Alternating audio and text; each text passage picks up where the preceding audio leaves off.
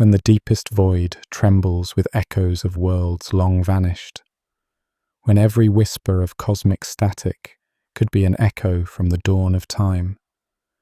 How will we know we've heard the message meant for us? Imagine a place of utter quiet, a world beyond worlds, where silence is woven into the very fabric of the cosmos. Here, light sails through endless night, with no one to hear its journey. The stars shimmer and glow in the darkness, their distant light carrying stories from long ago. In this vast, lonely expanse, every glimmer is a whisper, each one weaving a cosmic lullaby that fills the silent void. Night after night, we gaze at the heavens, but what greets our eyes is only a tiny part of the story. The universe stretches beyond what our imagination can reach, a silent stage vast beyond comprehension. In this silent void, time flows differently. Ancient light from distant galaxies drifts through space for millions of years before ever arriving at our eyes. Each pinprick of starlight is both ancient memory and a gentle promise, enduring through the emptiness. Sound as we know it cannot stir here. Without air or water, the cosmos holds onto its quiet. Not even the crash of stars or the roar of cosmic winds could reach our ears across the vacuum. Instead of sound, the universe speaks in light and gravity. Light from exploding stars travels toward us as silent messages. Dark matter moves like a gentle current beyond our senses, whispering secrets only gravity can hear. In this emptiness, silence carries its own kind of story. All around us, there is the quiet hum of galaxies spinning. Our galaxy, the Milky Way, turns at an imperceptible pace, billions of stars slowly orbiting its center. On a clear night, from a dark place on Earth, we can see that hazy band of the Milky Way stretching across the sky. Each light there is a sun, each dot a world or a system. It is a reminder of how small we are, and yet how connected we remain, as if each star is a note in a cosmic symphony. Even in its silence, the cosmos is alive. From every corner of the sky, ancient light streams toward us. The faint glow of the oldest light in the universe travels in all directions. A gentle warmth, the afterglow of the Big Bang. Scientists tell us that this light is like a whisper from the first dawn of time. It is a reminder that even silence can hold a soft, ancient voice. This vast emptiness is not entirely empty. A whisper-thin mist of gas and dust drifts between the stars. If all the air in our atmosphere stretched out into space, it would fill the volume of a single grain of sand. And yet, even this almost nothing glows. Nebulas, like faint-coloured fog, hang suspended in the darkness, illuminated by distant starlight. These gentle clouds hint at the building blocks of new worlds, floating softly through the quiet. Gravity weaves a silent melody. It is the unseen force that guides the dance of planets, the graceful waltz of galaxies. Each planet orbits its star in a perfect, silent rhythm. Our own Earth sails around the sun in that gentle cosmic dance, cradled by gravity's soft pull.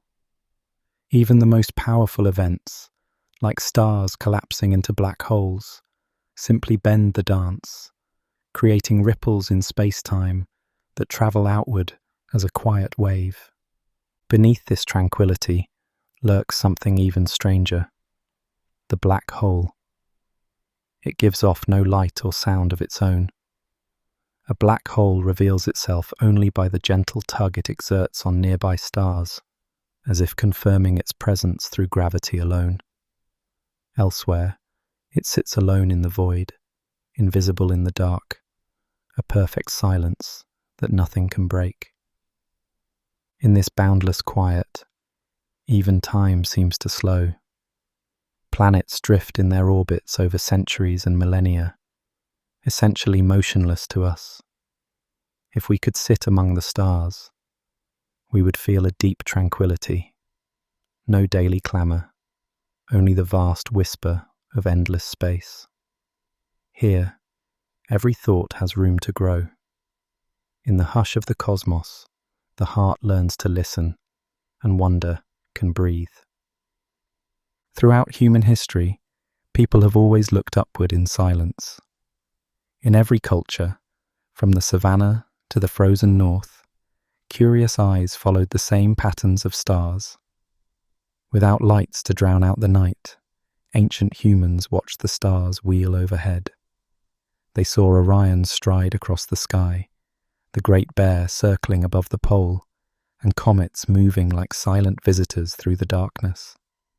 The night sky was a vast canvas of mysteries. Each flicker of light was given a name, each cluster a meaning. The stars were gods and ancestors watching over. For some, the bright band of the Milky Way marked a celestial river, or the path of souls beyond life. To others, the seasons turned and crops grew in rhythm with the sky. Silent stars became a guidebook for sailors on unknown seas. Without instruments, people navigated by constellations and the North Star's steady glow. Huge stones stood in circles, aligned with sun and stars, capturing a silent dialogue between earth and sky.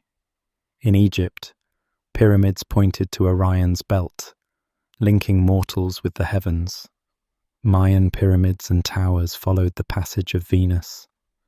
Ancient dreams were etched in stone, monuments to human wonder.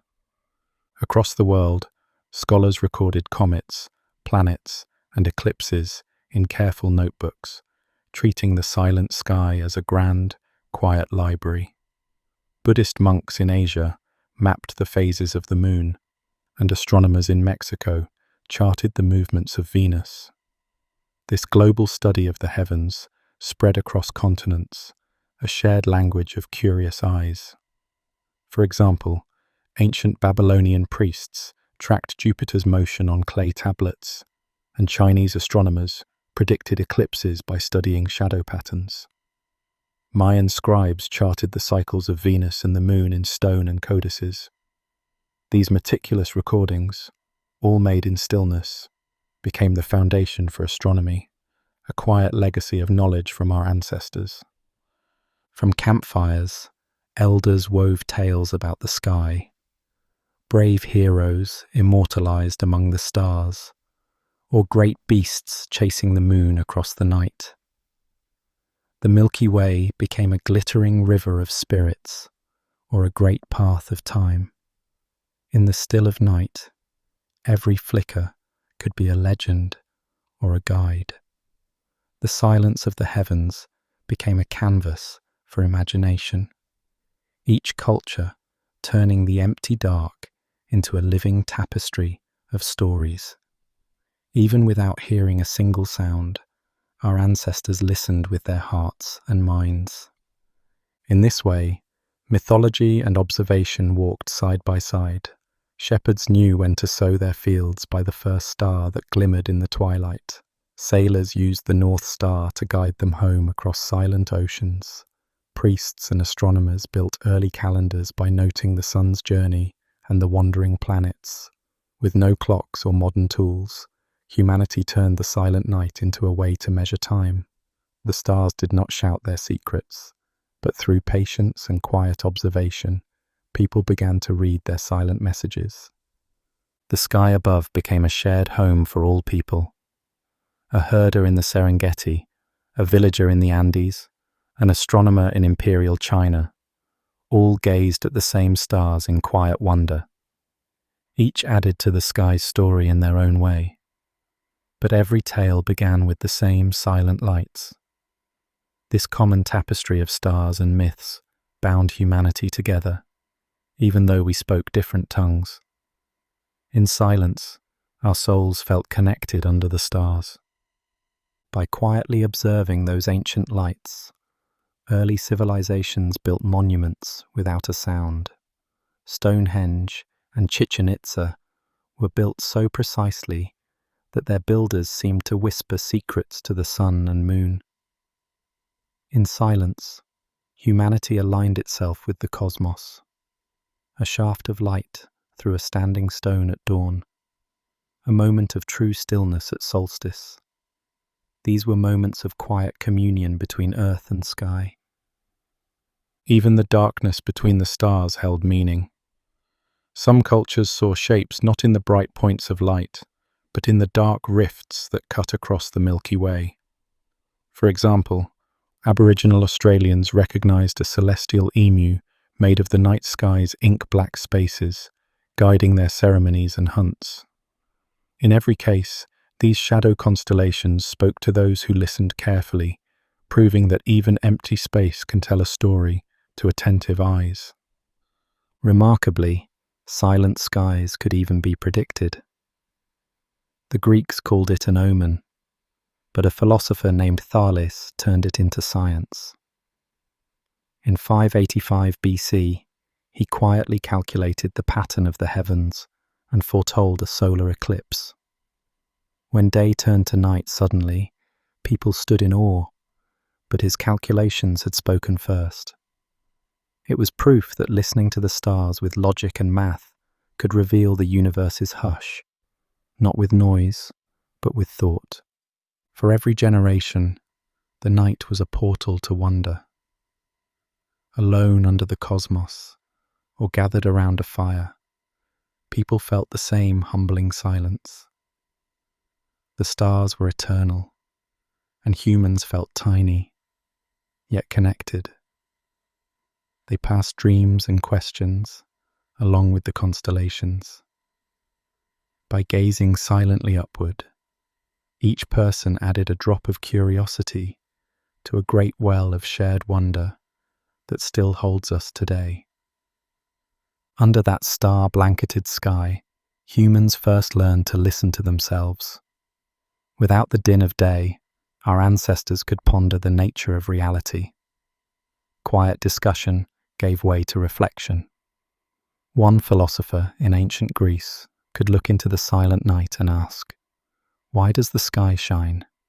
What holds it up?" These questions, born of silence, would lay the seeds of astronomy and science. The silent sky also taught humility. It reminded all peoples of how small we are in the grand scheme. The same constellations appeared above pharaohs and peasants, kings and commoners.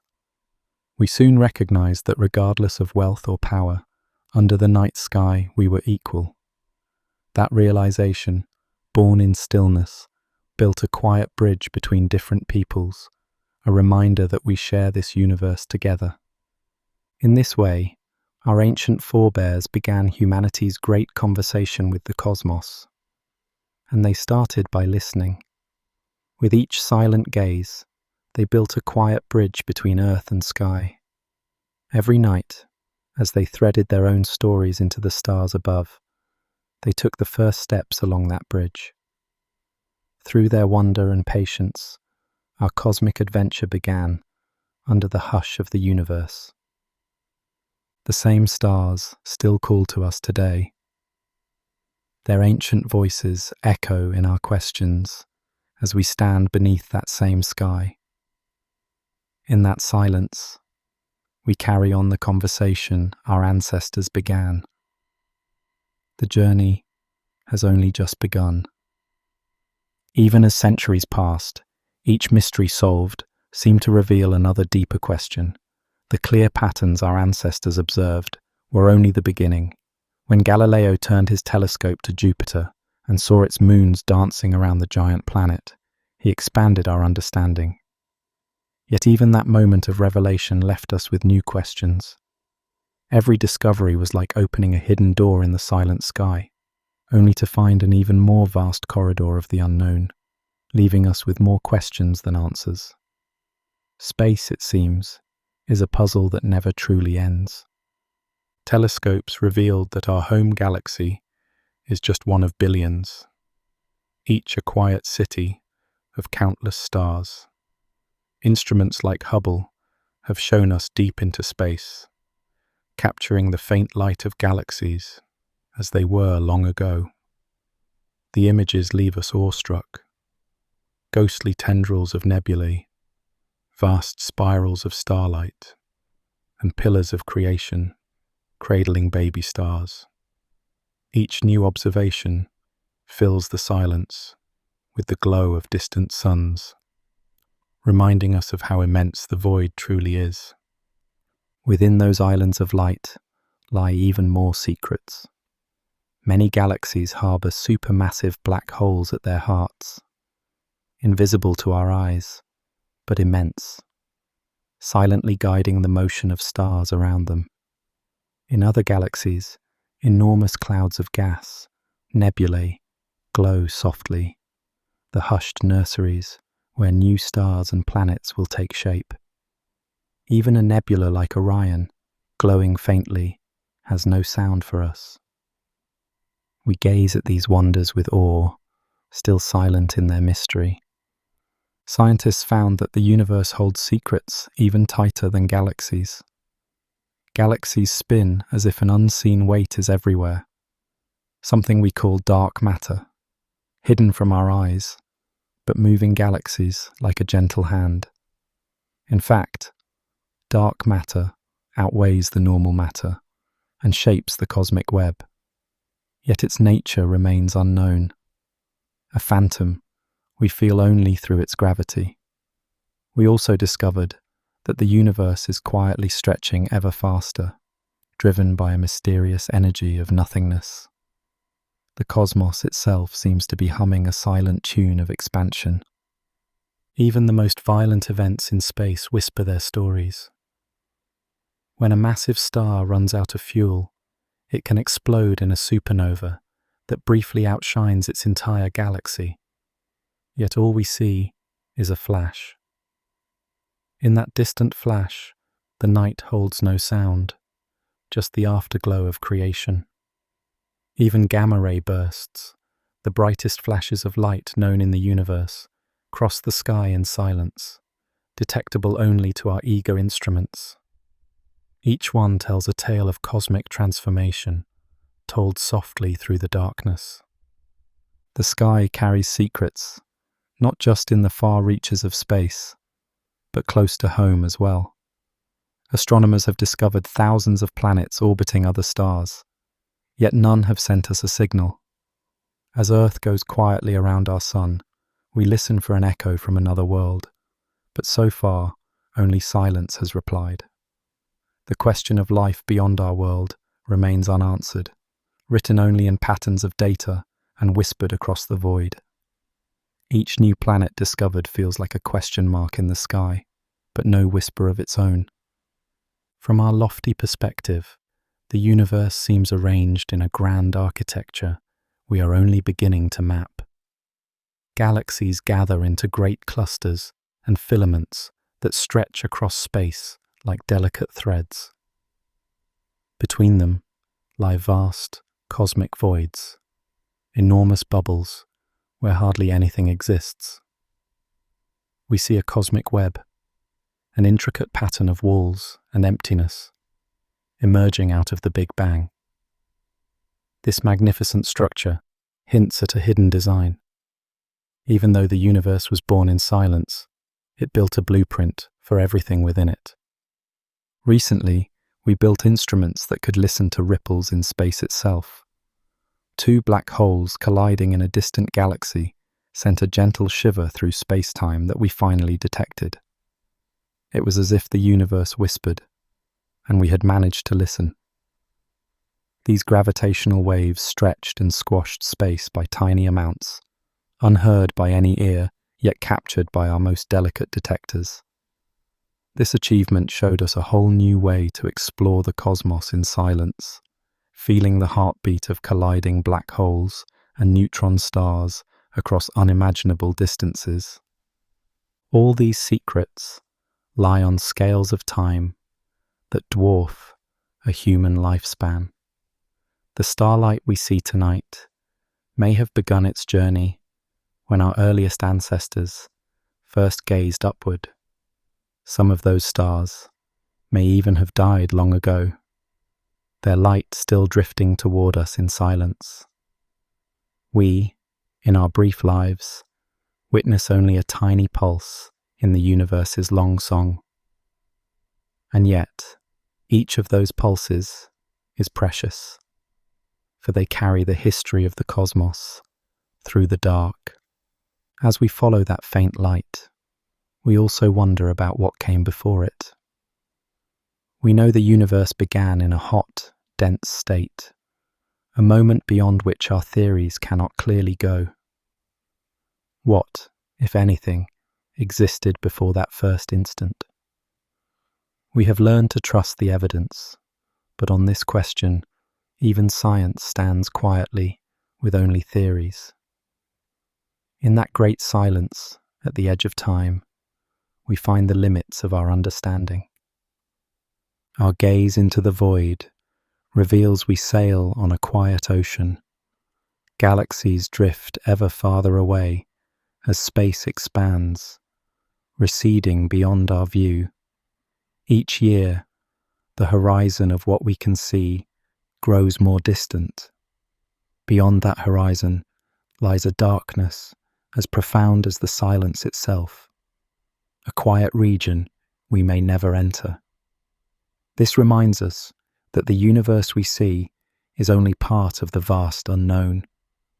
The more we uncovered, the more vast the unknown became. Each silent frontier we reached seemed to open into another beyond it. Even now, the sky we thought we knew is still full of unsolved riddles. There are questions about the very nature of reality, the ingredients of space and time, that still puzzle us. But perhaps the greatest tool we have is listening carefully. For now, our journey under the silent universe continues, with new eyes and ears attuned to the hush of the stars. Astronomers know well that space itself carries no sound, yet the universe has many ways of speaking. We have learned to listen not with our ears, but with instruments.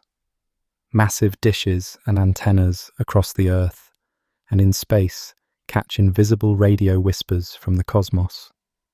The night sky becomes a symphony of signals, steady tones from spinning pulsars, soft melodies from distant galaxies, and even the constant low hum of the cosmic background itself. Even when it seems the sky is empty, our telescopes find a background conversation. Pointing a radio dish at a vacant patch of sky still produces a faint hiss, the combined whisper of hydrogen gas and distant stars all across the Milky Way. By mapping this cosmic static, astronomers have traced the galaxy's spiral arms, almost as if listening to the shape of our home in silence. In 1987, Earth received a very special message from a dying star. Not as light, but as a quiet pulse of neutrinos. These ghostly particles rarely interact with anything, yet a burst of them was caught when a massive star exploded in a supernova. It was like hearing the faint drumbeat of a cosmic heart stopping, arriving well before the light. These elusive messengers told us of violent events, carrying their secrets straight through matter to our detectors. Modern astronomy uses every kind of light to listen to the universe's stories. Radio dishes catch signals at wavelengths far longer than sound, and we have built telescopes for X-rays and gamma rays that our eyes cannot see. Even gravity itself now has its own detectors. Each type of signal is born silent, but by translating them into data, we effectively hear the cosmos. This multisensory listening has opened unexpected windows into the unknown. Often, listening means waiting. Astronomers will park a radio dish at the sky for hours or days on end, searching for a whisper to emerge from the static. When the steady blink of a pulsar is finally found, or a tiny, periodic wobble in a star's light is detected, it feels like an answer to a silent question. Each subtle signal brings a quiet triumph, as if the universe has finally spoken a line of its secret story to us. Even when it seems the sky is empty, our instruments find an ever-present hum. In the 1960s, two radio astronomers discovered a faint, uniform hum coming from every direction in space. They soon realized it was the cosmic microwave background, the afterglow of the Big Bang, about 13.8 billion years old. By patiently listening to what once seemed like noise, they had heard the echo of the universe's birth. This taught us that even the quietest static can hold a cosmic message. The universe has many more secrets hidden in its quiet depths, and we are learning to follow their faint lead. The silence holds its breath as we take another step forward. Guided by the faintest whispers of discovery, humanity prepares to venture still further into the infinite mystery of the cosmos. By now, our journey has a gentle momentum. Telescopes like Hubble float in silent orbit, capturing starlight from ancient galaxies. Rovers on Mars and landers on distant worlds wander quietly under alien suns, sending their images and data back to us. Probes like Voyager travel on forever, carrying Earth's message into the void. These machines are our companions in the stillness, each transmission a small conversation with the cosmos.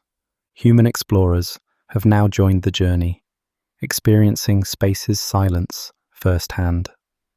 The Apollo astronauts looked up at the stars from the moon and heard nothing beyond their own voices. On the International Space Station today, crew members float in quiet orbit, watching sunrises every 90 minutes through a silent window. In those moments, they feel connected to Earth and the cosmos in a way words cannot describe. The only sound is the soft hum of life support, a lullaby in the void. All around the solar system, our robotic explorers follow in silence. The Curiosity rover presses on under Martian skies that never carry a sound. The Juno spacecraft listens quietly for radio signals from Jupiter's storms. The Rosetta probe matched pace with Comet 67P, silently studying it as it flew by. Even as they work, these machines only speak to us through data. They roam the planets and moons with peaceful determination, each discovery delivered as a gentle message from the void. Beyond Neptune, human touch fades to memory. Voyager 1 and 2 are now drifting in interstellar space, two emissaries singing Earth's tale in a soft, steady tone. Each hour, they send a faint ping back home, a lonely handshake across the gulf. They carry with them golden records of our music and words, a message in a bottle cast into the cosmic sea. Even as they speed deeper into the silent night, they remind us that our journey continues. In the years ahead, we will journey even further into the serene darkness. Perhaps humans will walk again on Mars and listen to its silent sunsets. We will launch new observatories that gaze deeper into the cosmos than ever before. One day, maybe distant generations will float quietly between the stars, the silent cosmos rocking them gently. Until that time, our curiosity sails on, guided by the same lights that first called us to explore. Yet even as the universe unfolds its story before us, mysteries remain. The more we learn about the infant cosmos, the more it seems to keep secrets just beyond our reach. For every revelation in the cosmic dawn, new questions arise. Astronomers and dreamers alike gaze into the night sky and wonder, what force set the whole universe into motion? What triggered the sudden burst of expansion known as inflation? These questions hover like stars hidden behind clouds, inspiring us to seek the unknown. One great enigma is the universe's choice of matter over antimatter. In theory, the Big Bang should have created equal amounts of both, which would have annihilated each other entirely. Yet somehow, a tiny imbalance allowed matter to survive and form the galaxies, stars, and planets we see today. We stand on a planet made of the leftovers of this cosmic lottery.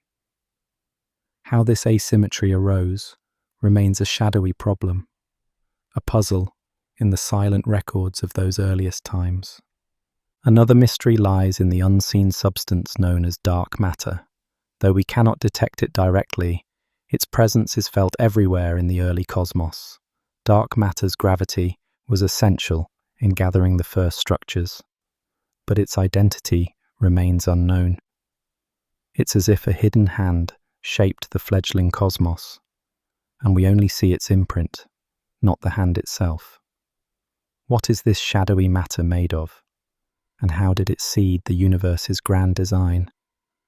These questions loom in the dusk of our understanding. We also sense there may be whispers we have yet to hear. Faint gravitational waves from the primordial era might ripple through space even now, carrying news from the very birth of the cosmos. If we could listen to them, they could tell stories of the tiniest fraction of a second after time began, when the universe was smaller than an atom. And beyond even that, there are ideas about parallel universes, quantum foam, and strange new physics. Perhaps answers lie hidden in realms we have not yet reached. In the quiet afterglow of the early cosmos, where light and matter danced their first steps, the most profound secrets remain just out of reach. The universe has revealed its origins only in fragments, teasing us with glimpses of its true nature. But the story is not over. Our journey into the cosmos is ongoing. As we peer deeper into space and time, we carry with us the questions sparked by those first moments. With each discovery, the tapestry of the universe gains new detail and wonder. Inflation itself raises deep mysteries. What was the nature of the force that drove the universe's explosive growth in that first instant? Scientists have proposed fields and particles, but none have been confirmed. Some imagine a field that behaved like a kind of repulsive gravity, causing space to balloon outward. But why it existed at all is unknown. We lack a complete theory of quantum gravity to explain those first moments. Without it, the beginning of time remains shrouded in fog, the details locked away in theoretical speculation. And what of the Big Bang itself? Was it a true beginning, or merely a transition from some earlier state? Some cosmological models propose cyclic universes, where Big Bangs follow big crunches endlessly. Others suggest a quantum origin from a primordial foam. These ideas are fascinating, but we have no direct evidence for them. For now, the universe's birth remains a singular event in our knowledge, a point beyond which our physics cannot reach. There are questions more concrete as well. For instance, the predicted abundance of certain light elements doesn't always match our observations. In particular, old stars seem to have less lithium than theories of the Big Bang predict, a discrepancy known as the cosmic lithium problem. This odd mismatch hints that our picture of those first few minutes, or the processes that followed, may be incomplete. Even minor details like this remind us that the early universe still guards its secrets. Another enigma lies in the fabric of space-time itself. Modern physics suggests there might be more to the cosmos than meets the eye. perhaps extra dimensions or hidden energies. For example, string theory posits tiny, curled-up dimensions we cannot see. If such dimensions existed, they could have played a role in shaping the early cosmos.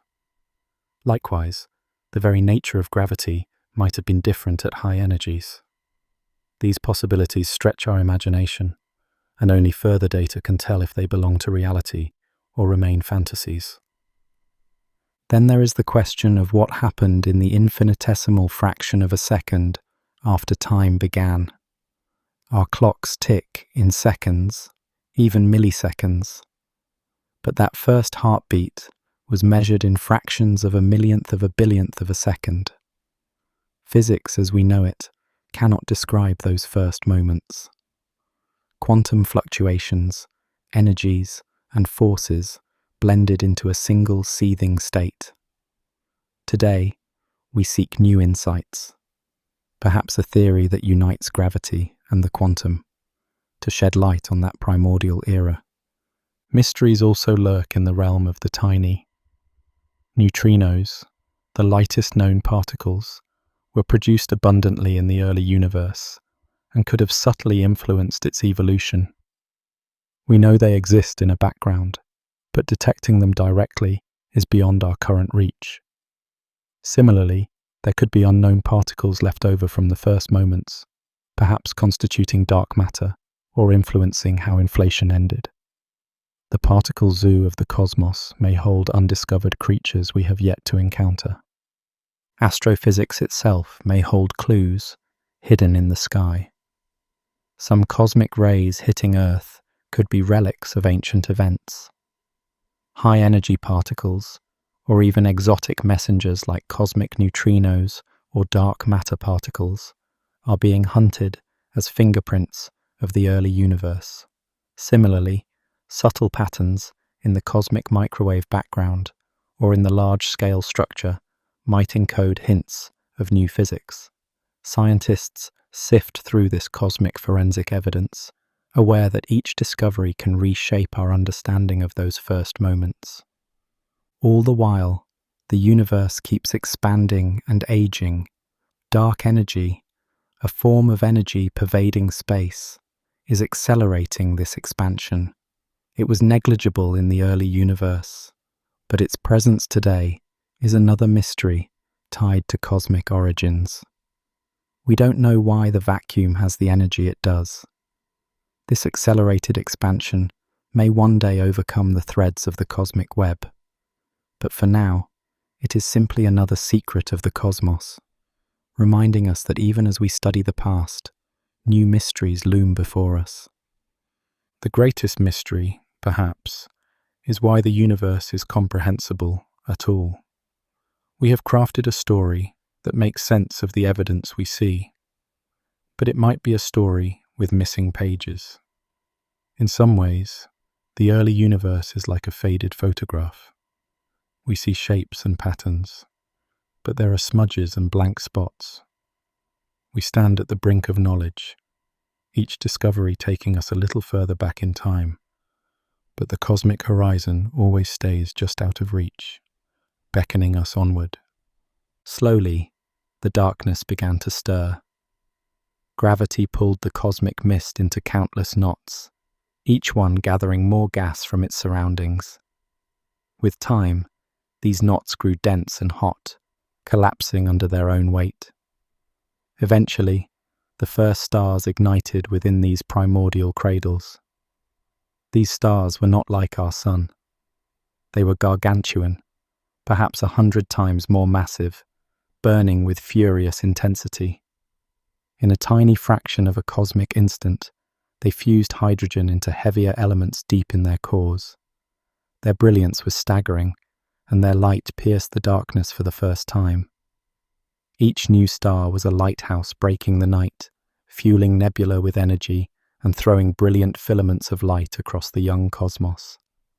Their intense glow also began to strip electrons from hydrogen atoms in the surrounding space, gradually clearing the cosmic fog and painting the void with streaks of color. These giants lived fast and died young. Within just a few million years, each titanic star exhausted its fuel and went out in a brilliant supernova explosion. In those final moments, they forged even heavier elements, carbon, oxygen, iron, and more, and scattered them into space. This cosmic alchemy enriched the universe with the raw materials needed to build planets, and even life. But after each star's death, the light and heat they had poured into space vanished, and the universe fell into darkness once more. By contrast, the second generation of stars formed with something the first ones lacked: the debris of their predecessors. Clouds now contained traces of heavier elements, causing these stars to burn cooler and live longer. The universe became dotted with more typical stars, ones that resembled modern suns. Star after star, galaxies assembled as these glowing bodies clustered together under gravity's pull. Each galaxy was a beacon, an island of light in the sea of darkness, steadily growing richer with stars. Across vast distances, galaxies flowed along these gravitational currents.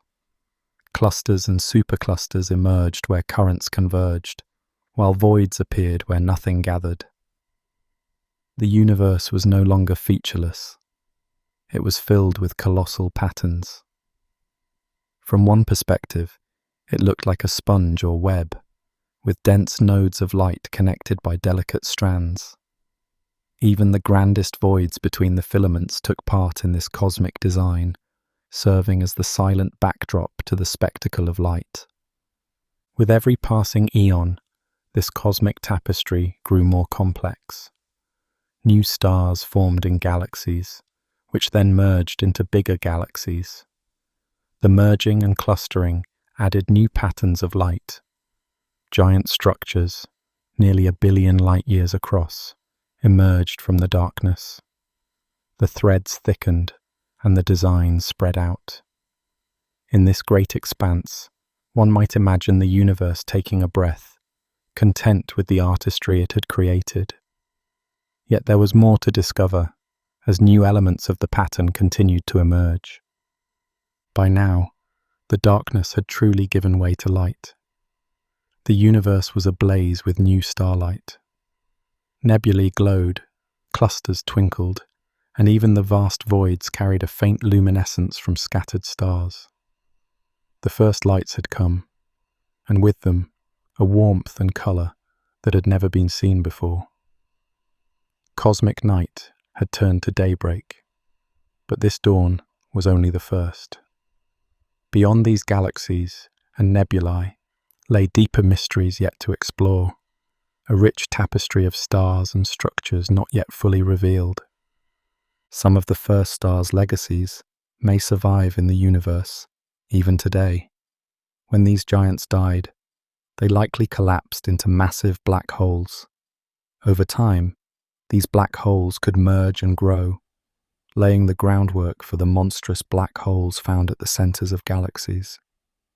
These cosmic seeds could have eventually powered quasars, brilliant beacons that shine across the early universe and light up the darkness, even when their stars have gone silent. For a sense of perspective, consider this.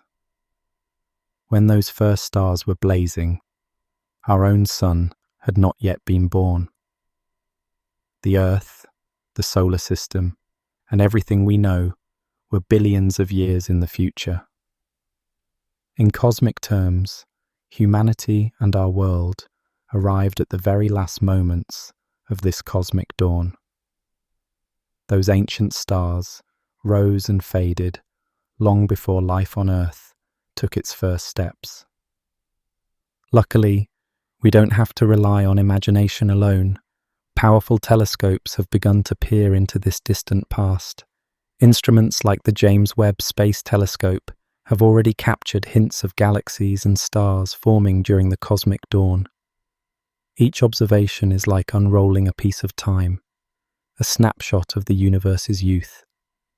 With each new image, we are gradually watching the first lights of creation and confirming that they truly happened as we suspect. This period of awakening, was nothing short of miraculous. From a cold, featureless darkness emerged pockets of burning fire. In the grand story of the universe, these first lights mark the moment when the cosmos transformed from being mute to speaking in stars. It is tempting to think of it as the universe's own sunrise, the first hints of a day that would span billions of years. Yet even this beautiful dawn was just the start, a prelude to the complex universe that was yet to come. Many questions remain about this ancient age of light. Exactly how the first stars ignited and how many of them shone is still being uncovered. The distribution of those early stars set the patterns for how galaxies would grow. But even with the mysteries that remain, one thing is clear. This first light changed everything. It ended the cosmic dark ages and illuminated the path forward. The darkness was behind us, and an evolving universe of wonder lay ahead. Across those vast early times, imagine standing on a nascent world. Without much of an atmosphere or nearby bright sources of light, the sky above would appear eerily dark. In the distance, a handful of massive stars would blaze brilliantly against the blackness, each one huge and terrifyingly bright. These newborn suns would cast long shadows on the ground and bathe the landscape in a ghostly glow. Above them, wisps of gas reflected their light, like the frail glitter of primordial dust. Suddenly, if one of these massive stars exploded as a supernova, the night would briefly become as bright as day. The explosion would light up the cosmos for miles, broadcasting its final death throes across the universe. It would be a dazzling, terrifying display, a reminder of how energetic and violent those first stellar furnaces were. For a few moments, an entire region of space would glow, and then gradually fade back to its usual quiet darkness as the debris slowly drifted away. In that awakening twilight of the cosmos, the difference between light and dark was profound. Each new star was a precious shard of illumination in an otherwise empty sky. As more stars began to form across time, their collective radiance built until the first galaxies became beacons, visible even across unimaginable distances. What was once a silent, pitch-black expanse was slowly transformed into a vibrant, living cosmos.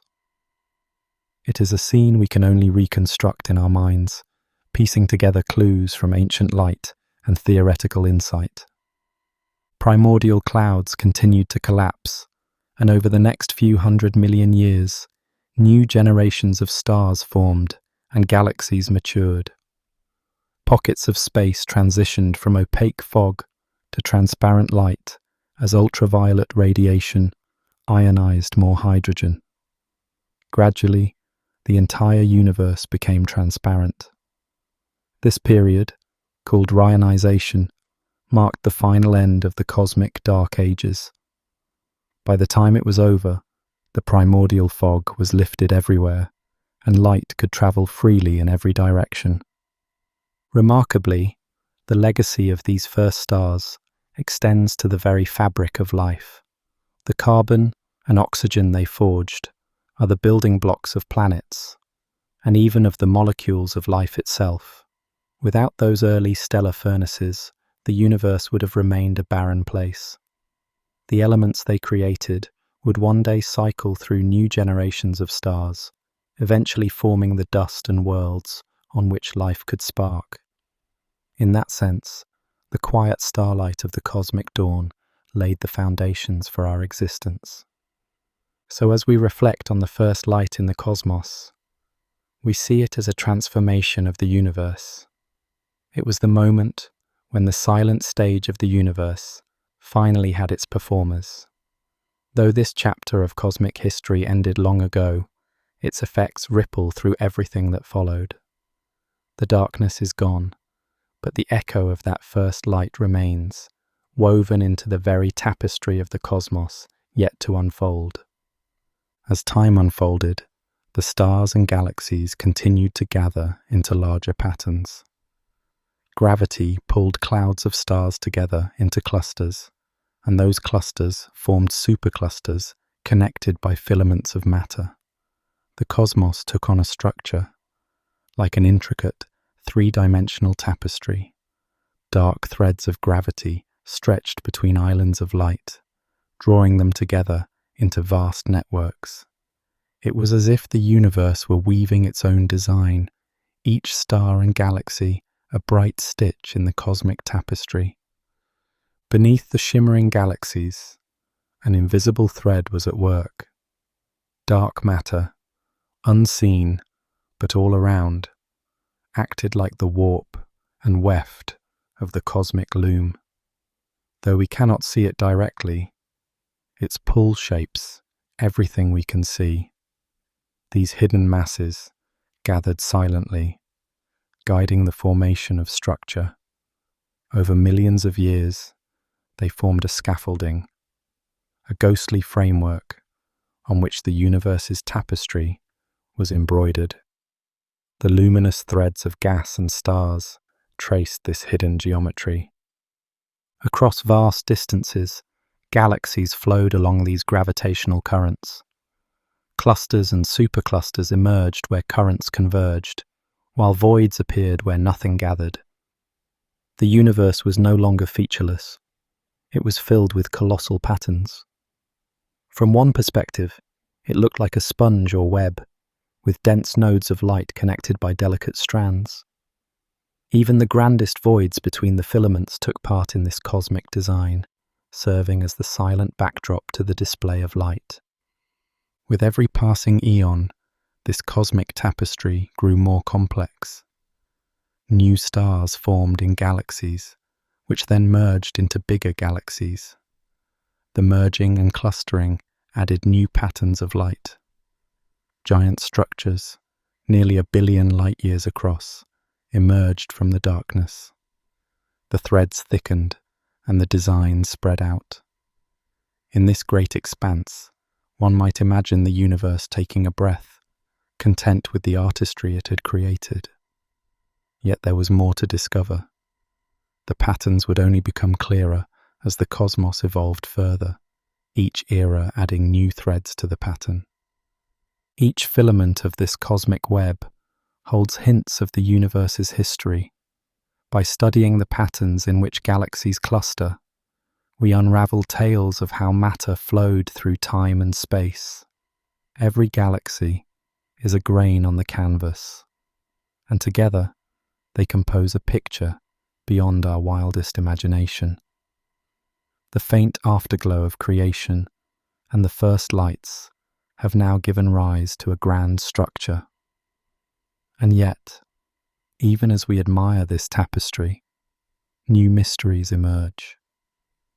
The universe's design grows richer and more complex, but it is still woven with threads beyond our sight. What is breathtaking is that the cosmic tapestry behaves just like science predicts. Supercomputer simulations that model the universe's evolution show almost the same patterns we see in the real sky. This agreement tells us that gravity, dark matter, and the laws of physics have indeed sculpted the universe. It's as if we are comparing two tapestries, one in nature and one in theory, and finding they match thread for thread. We have captured some of the grandest threads of reality, even as the tapestry continues to unfold around us. Our own cosmic address is woven into this structure. The Milky Way, our galaxy, is part of a small cluster of galaxies that in turn is drawn along a filament into a larger supercluster. In fact, we are located at the edge of the Virgo supercluster, itself strung among these cosmic strands. From our vantage point on Earth, this grand design is invisible to the naked eye. but it means every direction we look is part of a great interconnected web that connects even our galaxy to the rest of the universe. Strikingly, even this vast web retains a subtle fingerprint from the universe's earliest moments. As the afterglow and primordial sound waves left their mark on the newborn cosmos, so too they influenced the formation of galaxies and filaments. We find that galaxies tend to be spaced at characteristic intervals, as if the echoes of those ancient plasma waves still echo through space. These regular spacings are like the rhythm of the universe preserved in its structure. Within the filaments, galaxies tend to cluster. Every point where strands intersect hosts galaxy superclusters, enormous gatherings of many galaxies, all bound together by gravity. Here, the cosmos is densely populated, thousands of galaxies whirling together. These are the brightest knots in the cosmic tapestry, shining like vibrant cities against the backdrop of the expanding darkness. As time went on, more galaxies fell into these hubs, and the clusters themselves began to merge, forming even larger structures. Each collision and merger wove more threads into the tapestry. At the edges of these structures, gravity still holds sway. Sometimes, a smaller galaxy will drift along the strands and be captured by a cluster's pull, like a moth drawn to a flame. Eventually, even clusters can collide and merge in vast cataclysms that release unimaginable energy. Every collision weaves more threads into the tapestry. Over billions of years, the cosmic web becomes more and more intricate, each merger and cluster making the grand design richer. Yet even today, if we listen closely, the universe is still adding to this canvas. On the grandest scales, this cosmic web is still evolving. Although the overall structure is in place, gravity continues to tug gently, slowly altering the tapestry. The expansion of the universe competes with this growth, sometimes stretching the filaments apart.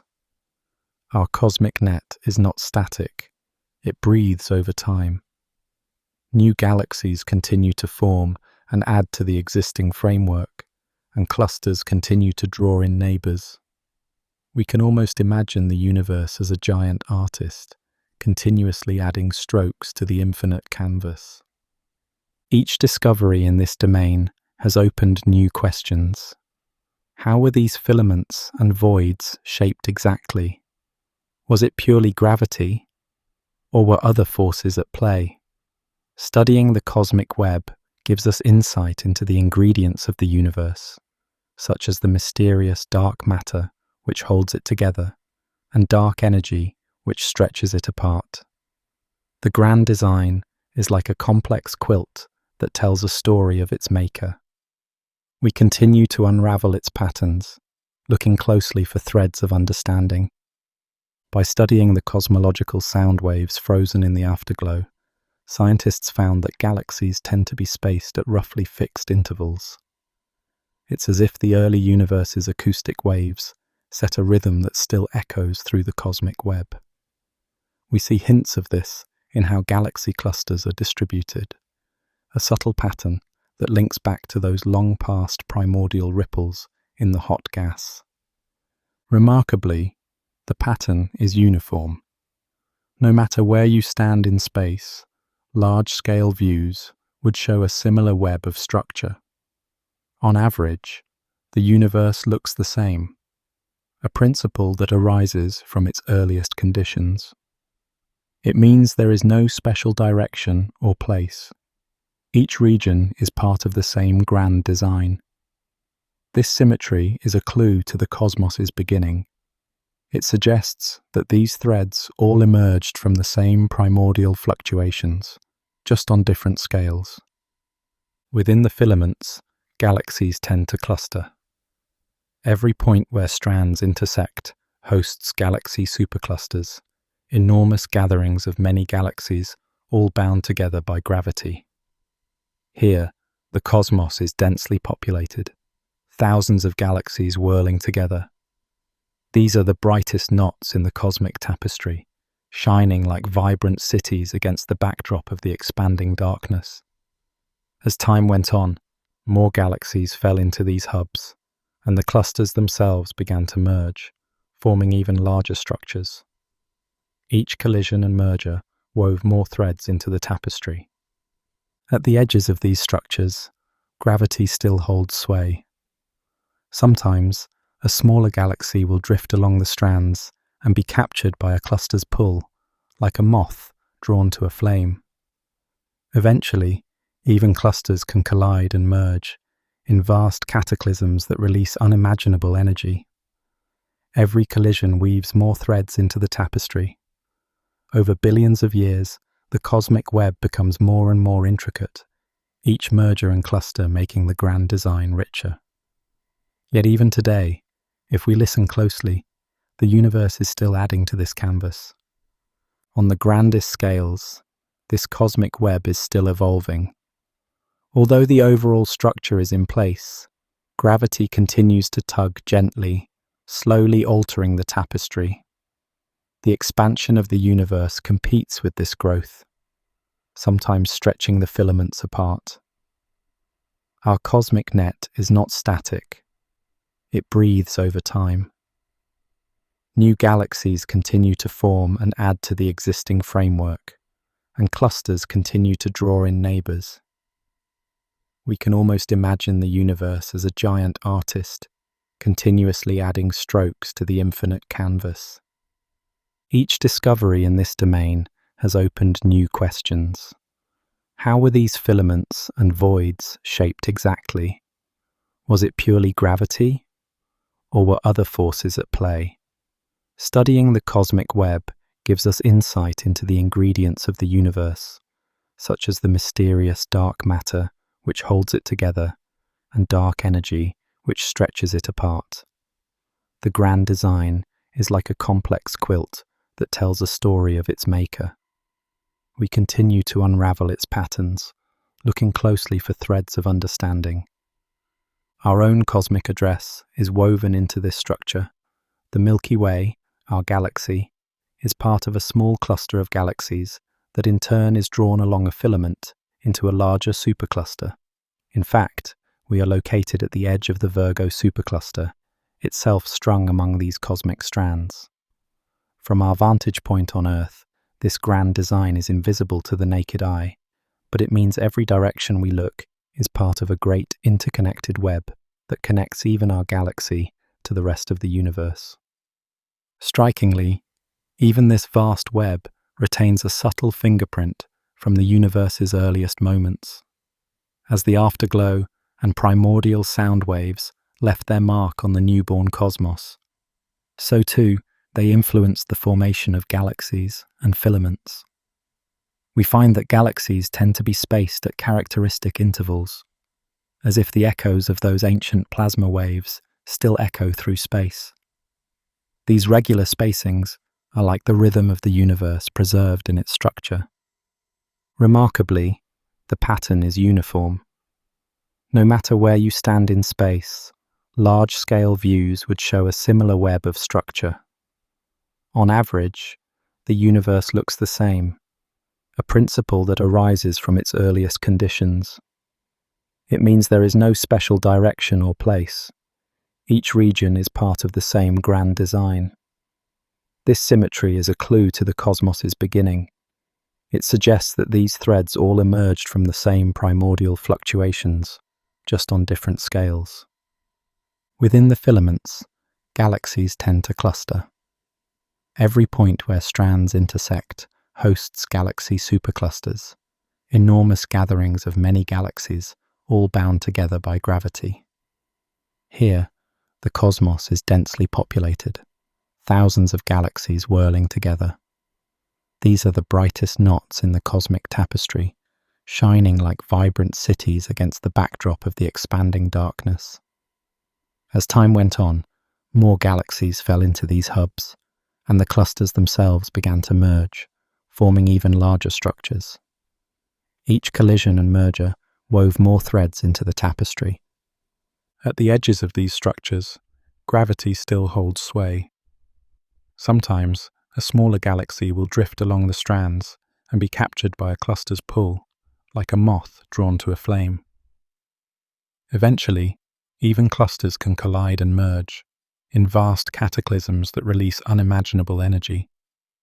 Every collision weaves more threads into the tapestry. Over billions of years, the cosmic web becomes more and more intricate, each merger and cluster making the grand design richer.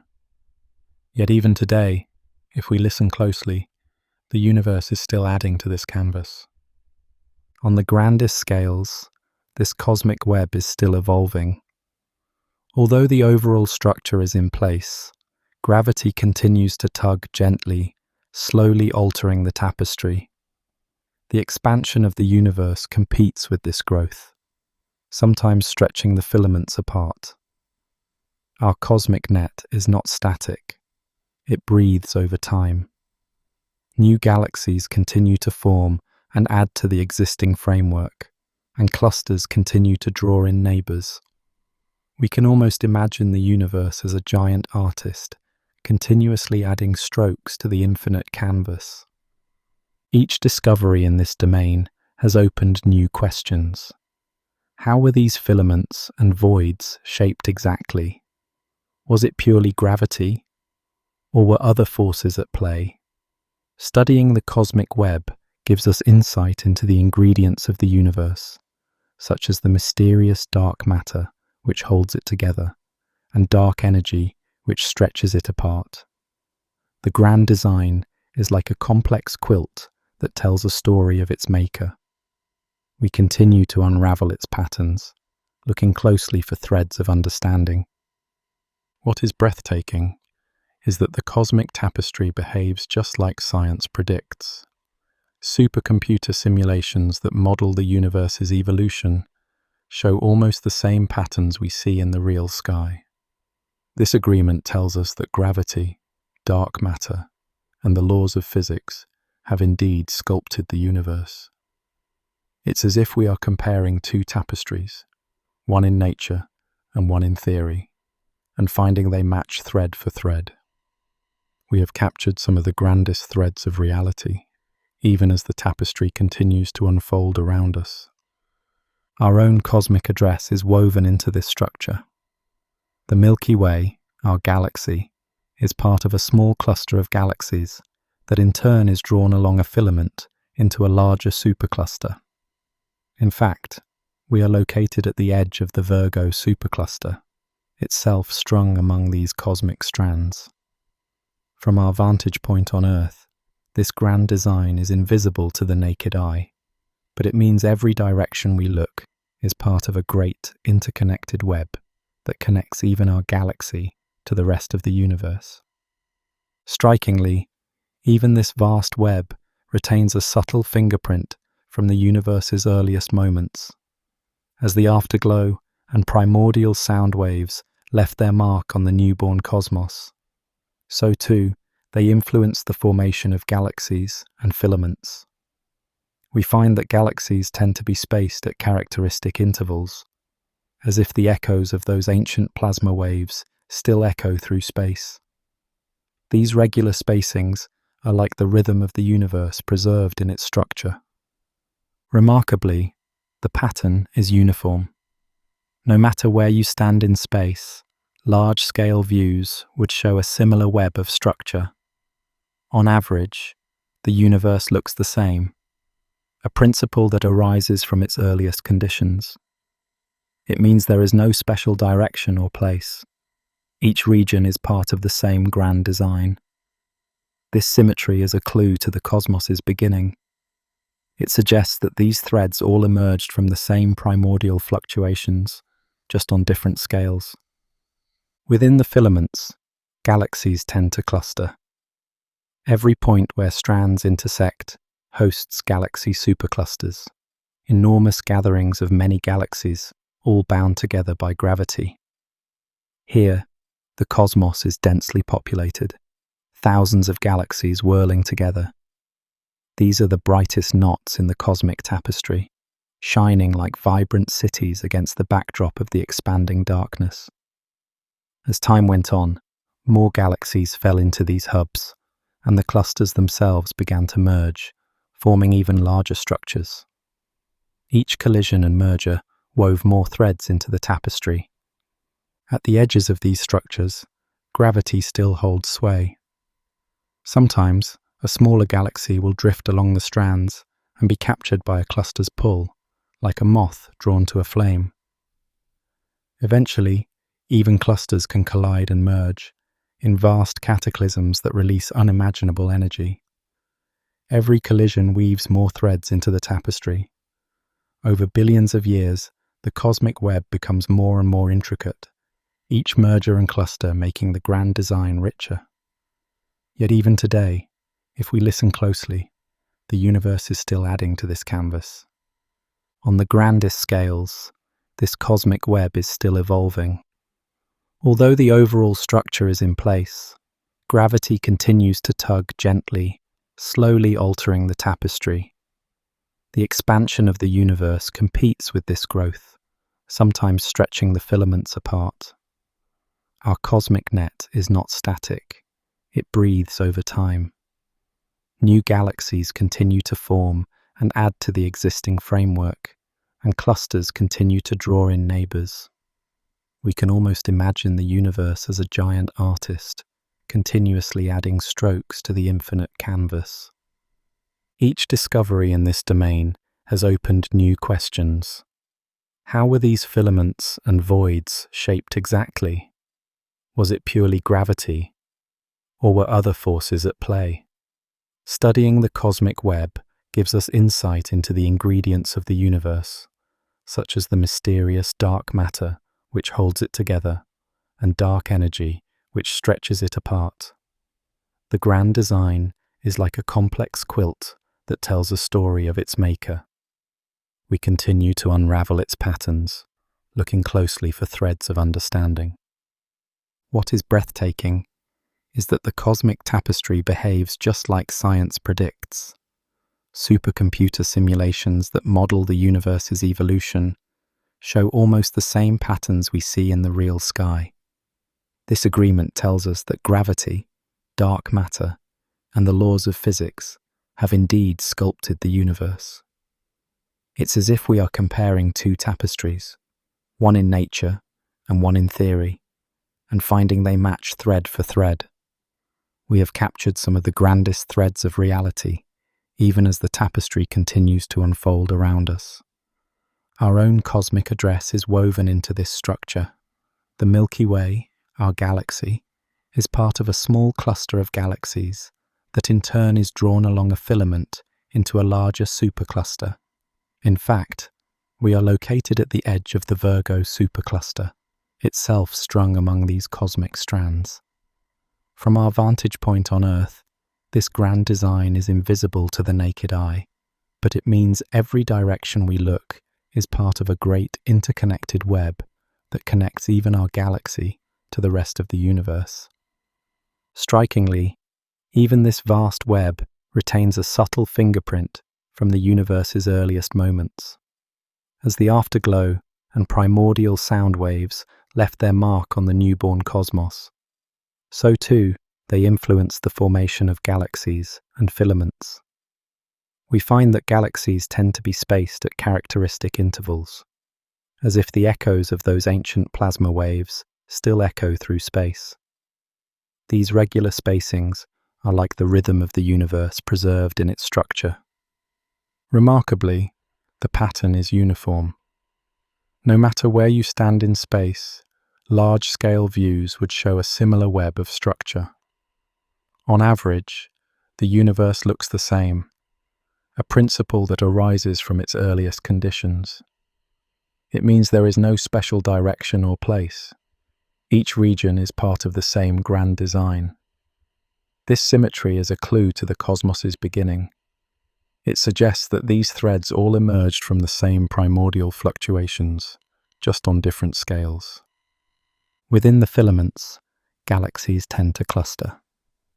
Every point where strands intersect hosts galaxy superclusters, enormous gatherings of many galaxies, all bound together by gravity. Here, The cosmos is densely populated, thousands of galaxies whirling together.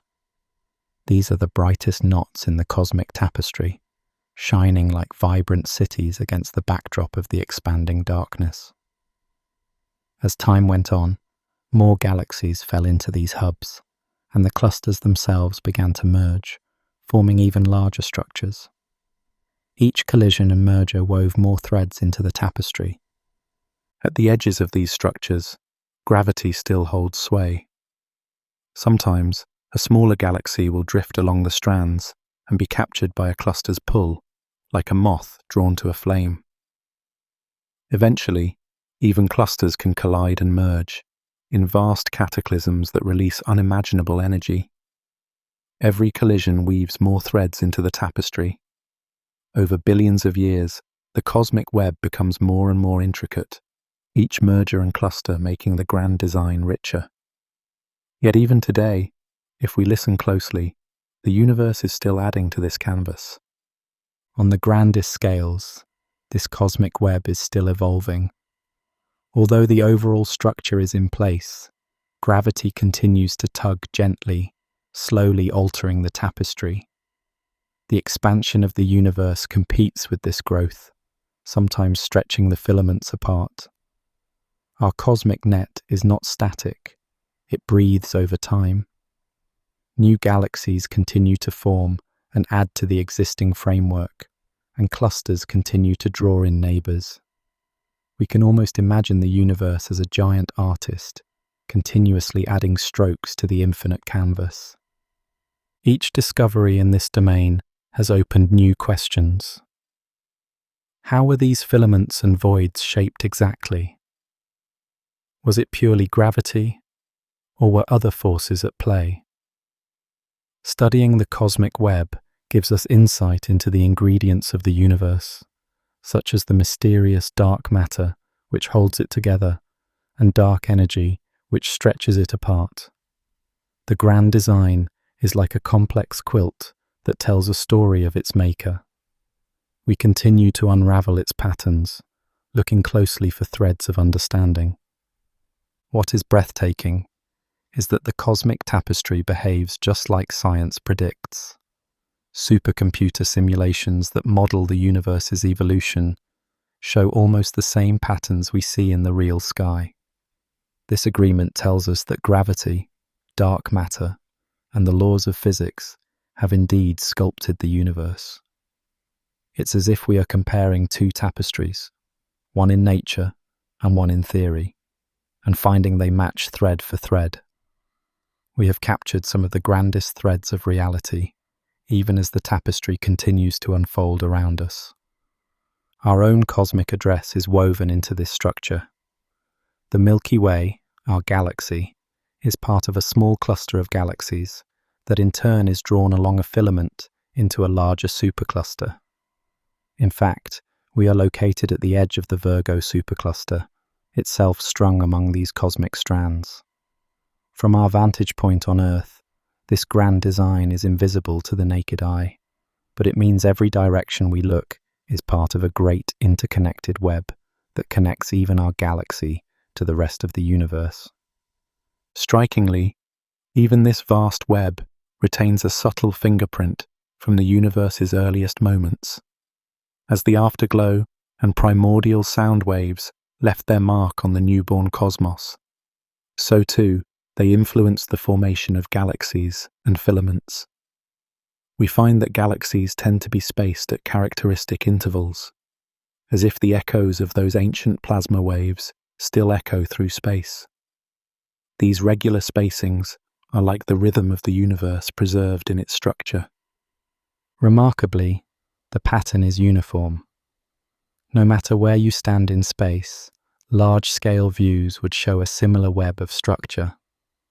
On average, the universe looks the same, a principle that arises from its earliest conditions. It means there is no special direction or place. Each region is part of the same grand design. This symmetry is a clue to the cosmos's beginning.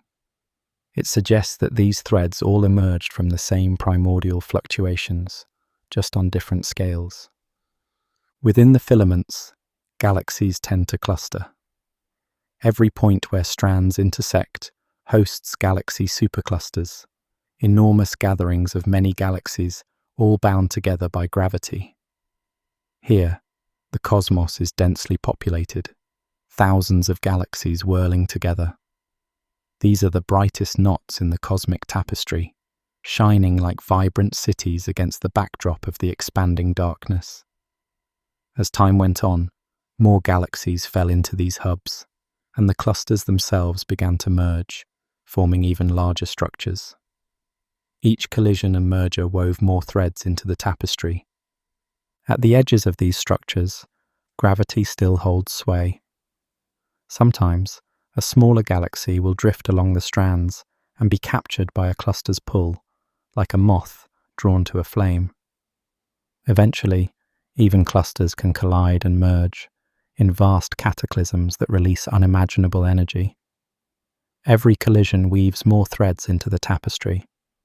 Over billions of years, the cosmic web becomes more and more intricate, each merger and cluster making the grand design richer. Yet even today, if we listen closely, the universe is still adding to this canvas. On the grandest scales, this cosmic web is still evolving. Although the overall structure is in place, gravity continues to tug gently, slowly altering the tapestry. The expansion of the universe competes with this growth, sometimes stretching the filaments apart. Our cosmic net is not static, it breathes over time. New galaxies continue to form and add to the existing framework, and clusters continue to draw in neighbors. We can almost imagine the universe as a giant artist, continuously adding strokes to the infinite canvas. Each discovery in this domain has opened new questions. How were these filaments and voids shaped exactly? Was it purely gravity, or were other forces at play? Studying the cosmic web gives us insight into the ingredients of the universe, such as the mysterious dark matter which holds it together, and dark energy which stretches it apart. The grand design is like a complex quilt that tells a story of its maker. We continue to unravel its patterns, looking closely for threads of understanding. What is breathtaking is that the cosmic tapestry behaves just like science predicts. Supercomputer simulations that model the universe's evolution show almost the same patterns we see in the real sky. This agreement tells us that gravity, dark matter, and the laws of physics have indeed sculpted the universe. It's as if we are comparing two tapestries, one in nature and one in theory, and finding they match thread for thread. We have captured some of the grandest threads of reality, even as the tapestry continues to unfold around us. Our own cosmic address is woven into this structure. The Milky Way, our galaxy, is part of a small cluster of galaxies that in turn is drawn along a filament into a larger supercluster. In fact, we are located at the edge of the Virgo supercluster, itself strung among these cosmic strands.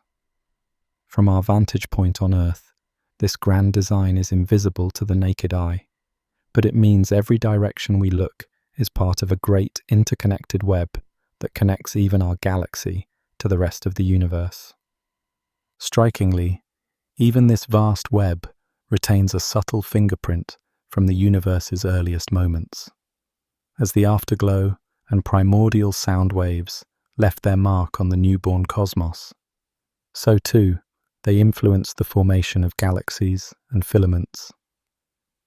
We find that galaxies tend to be spaced at characteristic intervals, as if the echoes of those ancient plasma waves still echo through space. These regular spacings are like the rhythm of the universe preserved in its structure. Remarkably, the pattern is uniform. No matter where you stand in space, large-scale views would show a similar web of structure. On average, the universe looks the same, a principle that arises from its earliest conditions. It means there is no special direction or place. Each region is part of the same grand design. This symmetry is a clue to the cosmos's beginning. It suggests that these threads all emerged from the same primordial fluctuations, just on different scales. Within the filaments, galaxies tend to cluster. Every point where strands intersect hosts galaxy superclusters, enormous gatherings of many galaxies, all bound together by gravity. Here, the cosmos is densely populated, thousands of galaxies whirling together. These are the brightest knots in the cosmic tapestry, shining like vibrant cities against the backdrop of the expanding darkness. As time went on, more galaxies fell into these hubs, and the clusters themselves began to merge, forming even larger structures. Each collision and merger wove more threads into the tapestry. At the edges of these structures, gravity still holds sway. Sometimes, a smaller galaxy will drift along the strands and be captured by a cluster's pull, like a moth drawn to a flame. Eventually, even clusters can collide and merge in vast cataclysms that release unimaginable energy. Every collision weaves more threads into the tapestry. Over billions of years, the cosmic web becomes more and more intricate, each merger and cluster making the grand design richer. Yet even today, if we listen closely, the universe is still adding to this canvas. On the grandest scales, this cosmic web is still evolving. Although the overall structure is in place, gravity continues to tug gently, slowly altering the tapestry. The expansion of the universe competes with this growth, sometimes stretching the filaments apart. Our cosmic net is not static. It breathes over time. New galaxies continue to form and add to the existing framework, and clusters continue to draw in neighbors. We can almost imagine the universe as a giant artist, continuously adding strokes to the infinite canvas. Each discovery in this domain has opened new questions. How were these filaments and voids shaped exactly? Was it purely gravity? Or were other forces at play? Studying the cosmic web gives us insight into the ingredients of the universe, such as the mysterious dark matter which holds it together, and dark energy which stretches it apart. The grand design is like a complex quilt that tells a story of its maker. We continue to unravel its patterns, looking closely for threads of understanding. Some of these mysteries touch the deepest questions of existence. Inflation itself raises profound puzzles. What was the nature of the force that drove the universe's explosive growth in that first instant? We lack a complete theory of quantum gravity to explain those first moments, and without it, the true nature of the Big Bang remains cloaked in mystery. And what came before that? Some models suggest a cycle of cosmos, others a quantum origin. We have no direct evidence either way, only the singularity of the Big Bang as a marker of our knowledge. Yet even seemingly small questions can confound us. Predictions of the Big Bang's element abundances, for instance, don't match perfectly. Old stars have less lithium than expected. It's a puzzle that hints at missing pieces in our theory. The universe's very fabric may hold surprises too. Hidden dimensions or new forces could have influenced those early times. We don't yet know if gravity or space-time behave differently at the highest energies. These are speculations awaiting confirmation, and the smallest scales remain unexplored. Neutrinos, ghostly particles from the first seconds, still elude detection in their relic form. Other unknown particles might be out there, hinting at physics beyond our view. Even gravity itself is still full of unknowns. We've recently started hearing the cosmos via gravitational waves from colliding black holes. But imagine being able to detect ripples from the Big Bang itself. Those primordial waves, if found, could tell us about inflation and other events at the universe's birth. As we push forward, we're reminded that every discovery opens new questions. Perhaps the greatest mystery of all is why the universe is the way it is, fine-tuned just enough for complexity to arise.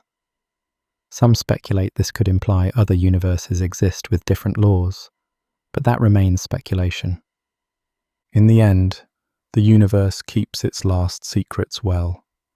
Each advance is like uncovering an ancient page, revealing more of the story, but also more to be written.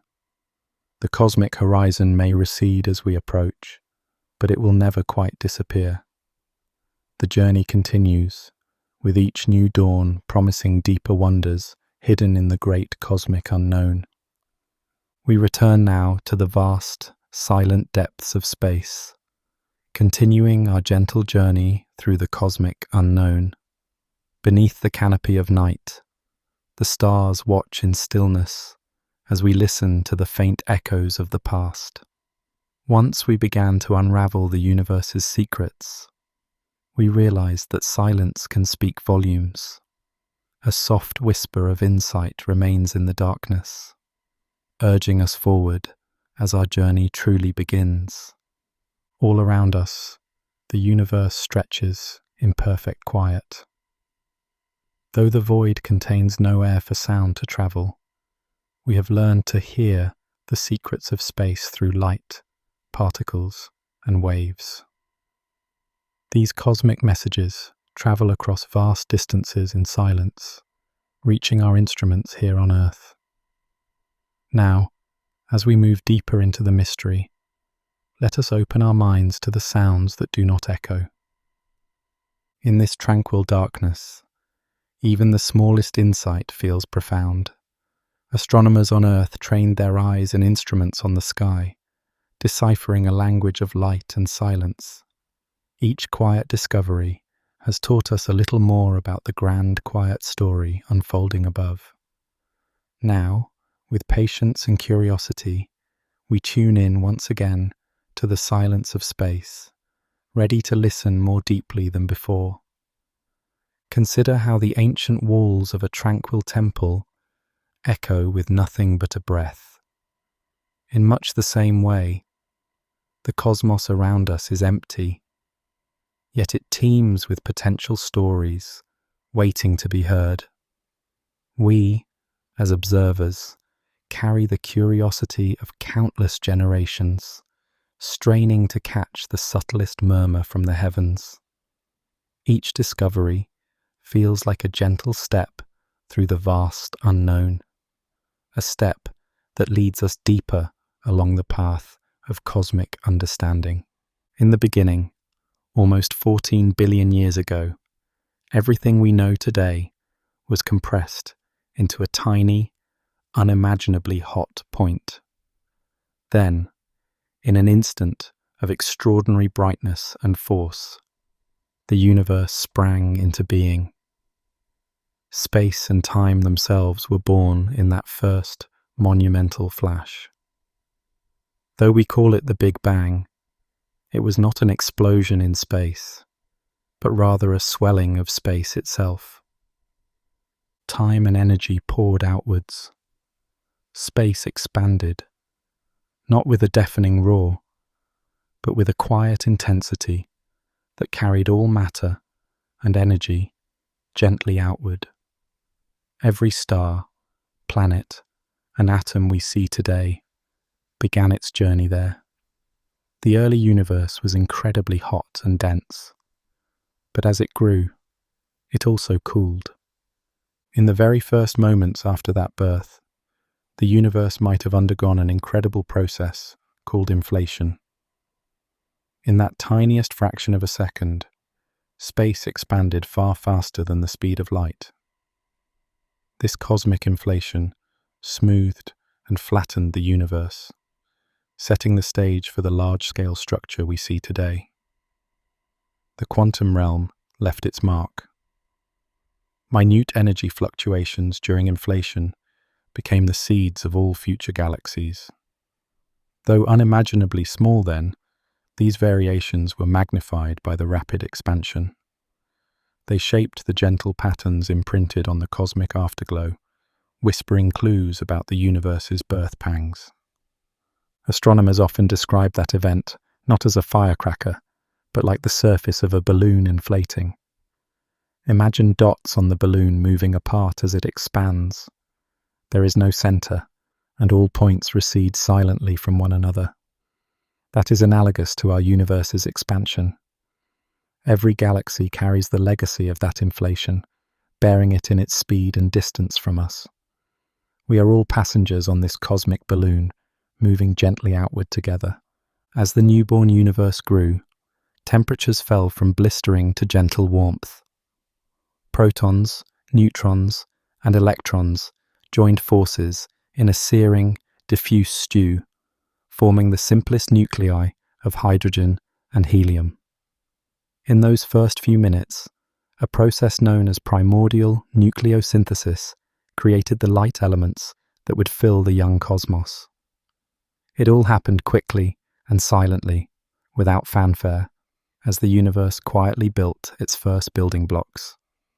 All told, the universe underwent many eras in its first few minutes. It passed through a quark-gluon plasma phase, when particles barely formed.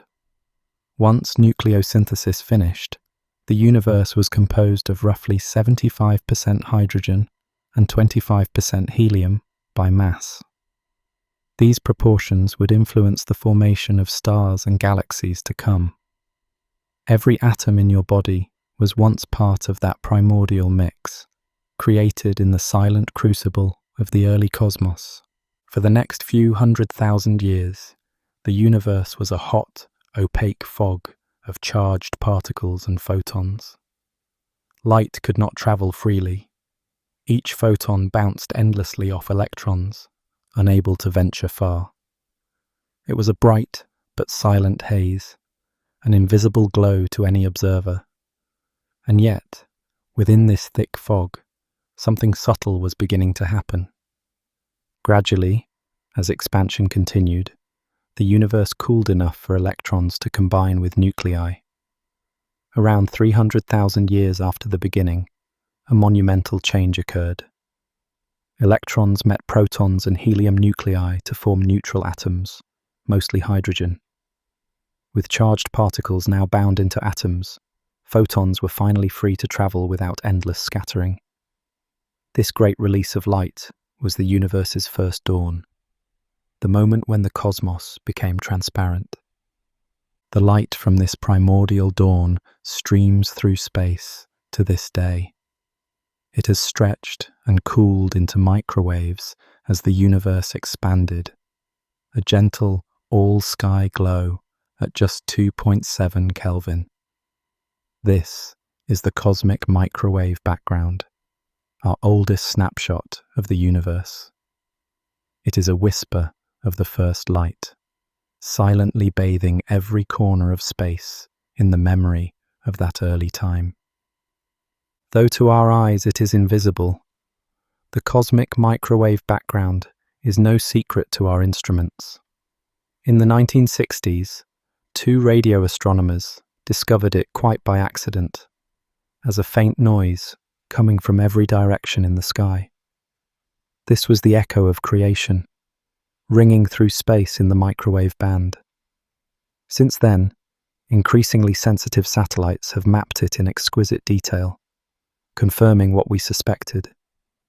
The early universe was remarkably uniform, yet with slight ripples. Those slight ripples are incredibly important. They were the seeds of all cosmic structure. Slight variations in temperature and density in the early universe became the places where galaxies and clusters would eventually form. Without them, space would have remained a featureless void. They are the silent fingerprints of the universe's infancy, preserved in the cosmic background. Because space expanded uniformly, that ancient light is remarkably even in every direction. Only minute temperature differences exist, on the order of a few 10,000ths of a degree, but these are all we needed.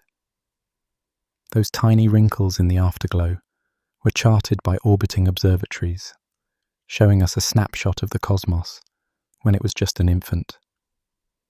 They form a celestial blueprint, guiding our understanding of how the universe would evolve in silence. After that first light faded into the microwave background, the universe entered a long, dark age. For millions of years, space was filled mostly with cold hydrogen gas, and no new stars had yet ignited to light the gloom. It was a vast, quiet time.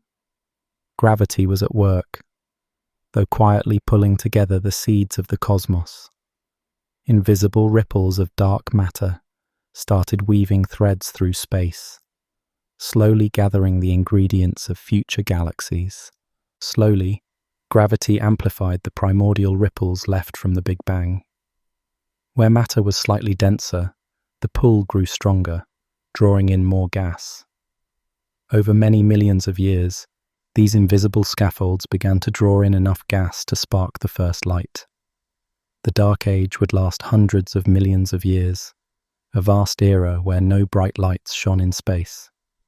At last, gravity's slow work would kindle new furnaces of energy, emerging as the cosmos's next light sources.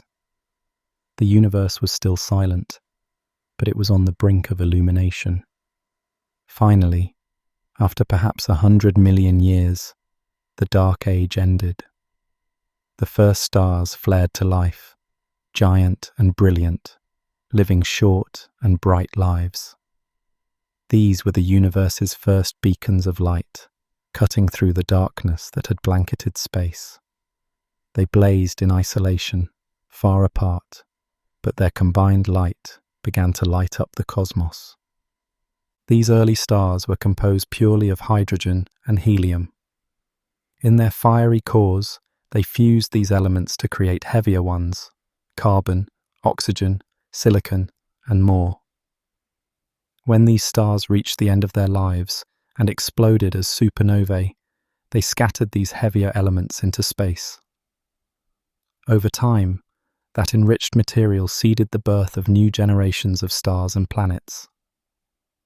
We owe our very atoms to the silent alchemy that took place in those ancient stellar furnaces. As generations of stars lived and died, the universe became more enriched with heavy elements. The oldest stars forged carbon and oxygen, the building blocks of life. Later stars created iron and even gold, scattering them silently across space when they exploded. Gradually, the ingredients for rocky planets and the chemistry of life were stitched together, all in quiet darkness. As more stars and galaxies formed, the universe gradually changed. High-energy light from young stars swept across space, rayonizing much of the intergalactic gas. The darkness gave way to light as ever more galaxies ignited, grouped along filamentary patterns. From isolated beacons, the cosmos grew a vast constellation of galaxies.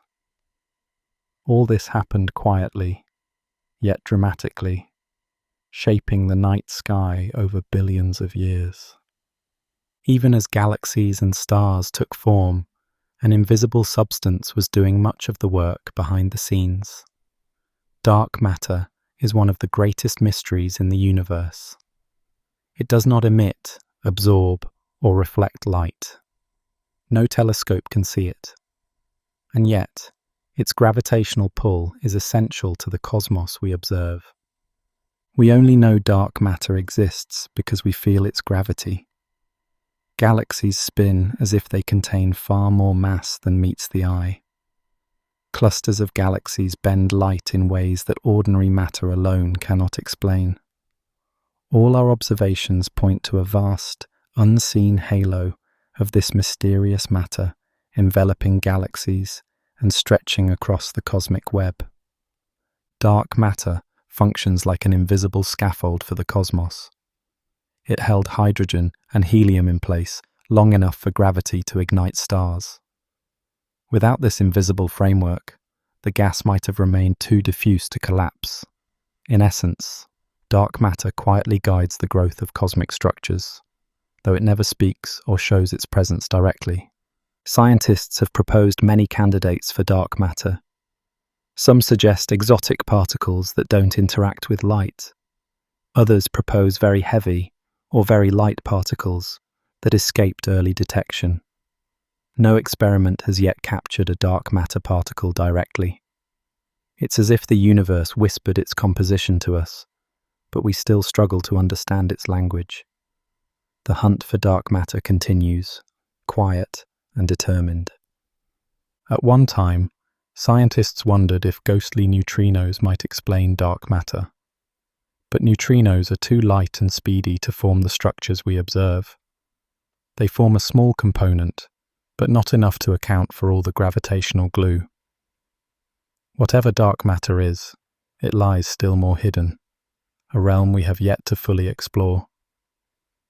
Without dark matter, the cosmos might look very different.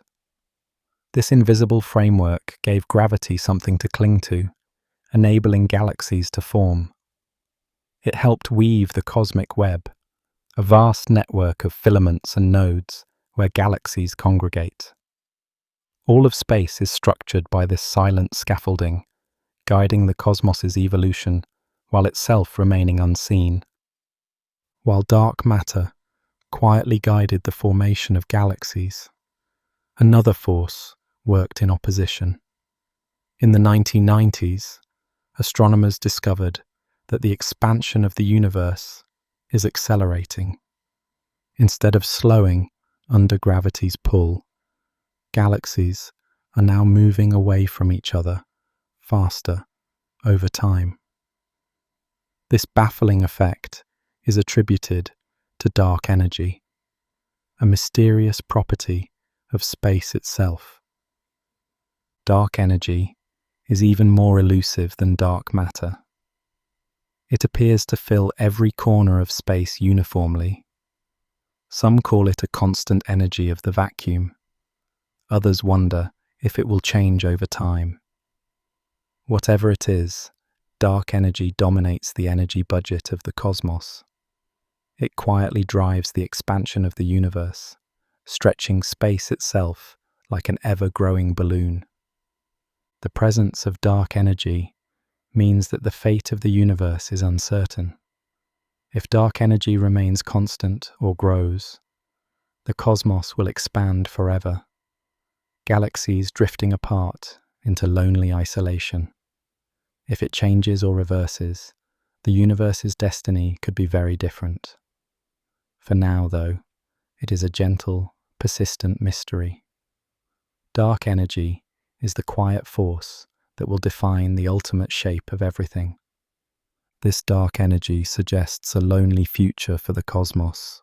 If its influence persists or grows, galaxies will slip beyond each other's view, leaving each bound structure in isolation.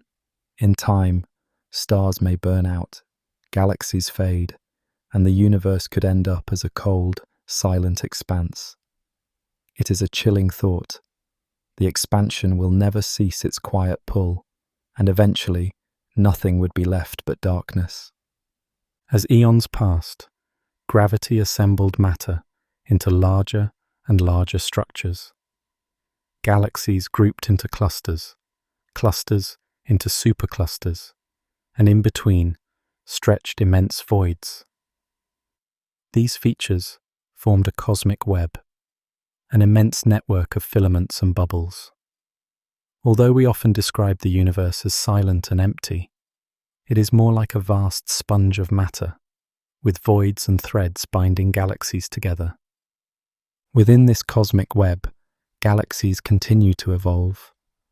They collide and merge in dance-like encounters, triggering waves of star formation. Sometimes two galaxies will pass so close that gravity drags them together, eventually forming a single larger galaxy. Even our own Milky Way will one day merge with the Andromeda Galaxy in a silent embrace far in the future. Each galaxy is a glittering metropolis of stars, worlds, and mysteries. Yet many of these galactic islands share a hidden connection. At their cores lurk supermassive black holes. These behemoths, millions to billions of times the mass of our Sun, are the silent hearts of galaxies. They influence their surroundings despite being invisible themselves, binding stars in their grip and sometimes expelling powerful jets of energy. As the cosmic web matured, it had another silent effect on our view of the universe.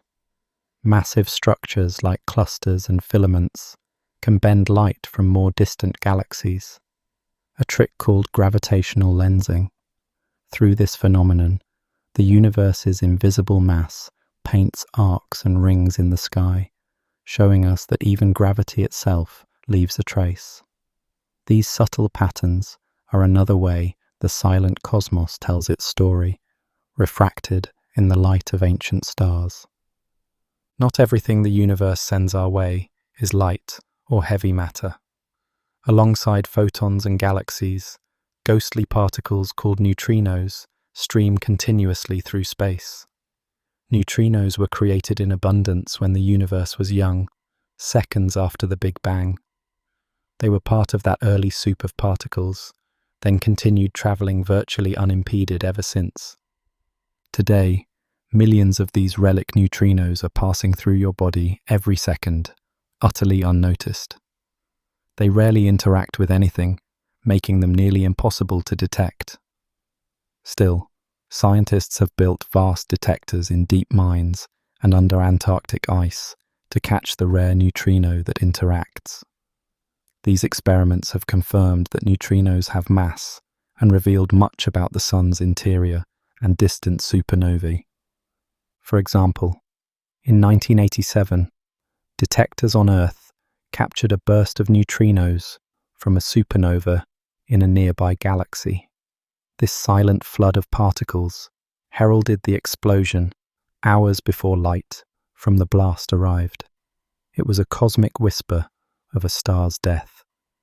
Now, with modern neutrino observatories, we hope to listen in on the universe's most violent processes in near real time, guided by these silent messengers. Besides light and particles, even space itself can carry silent messages. According to Einstein, massive cosmic events send ripples through the fabric of space-time.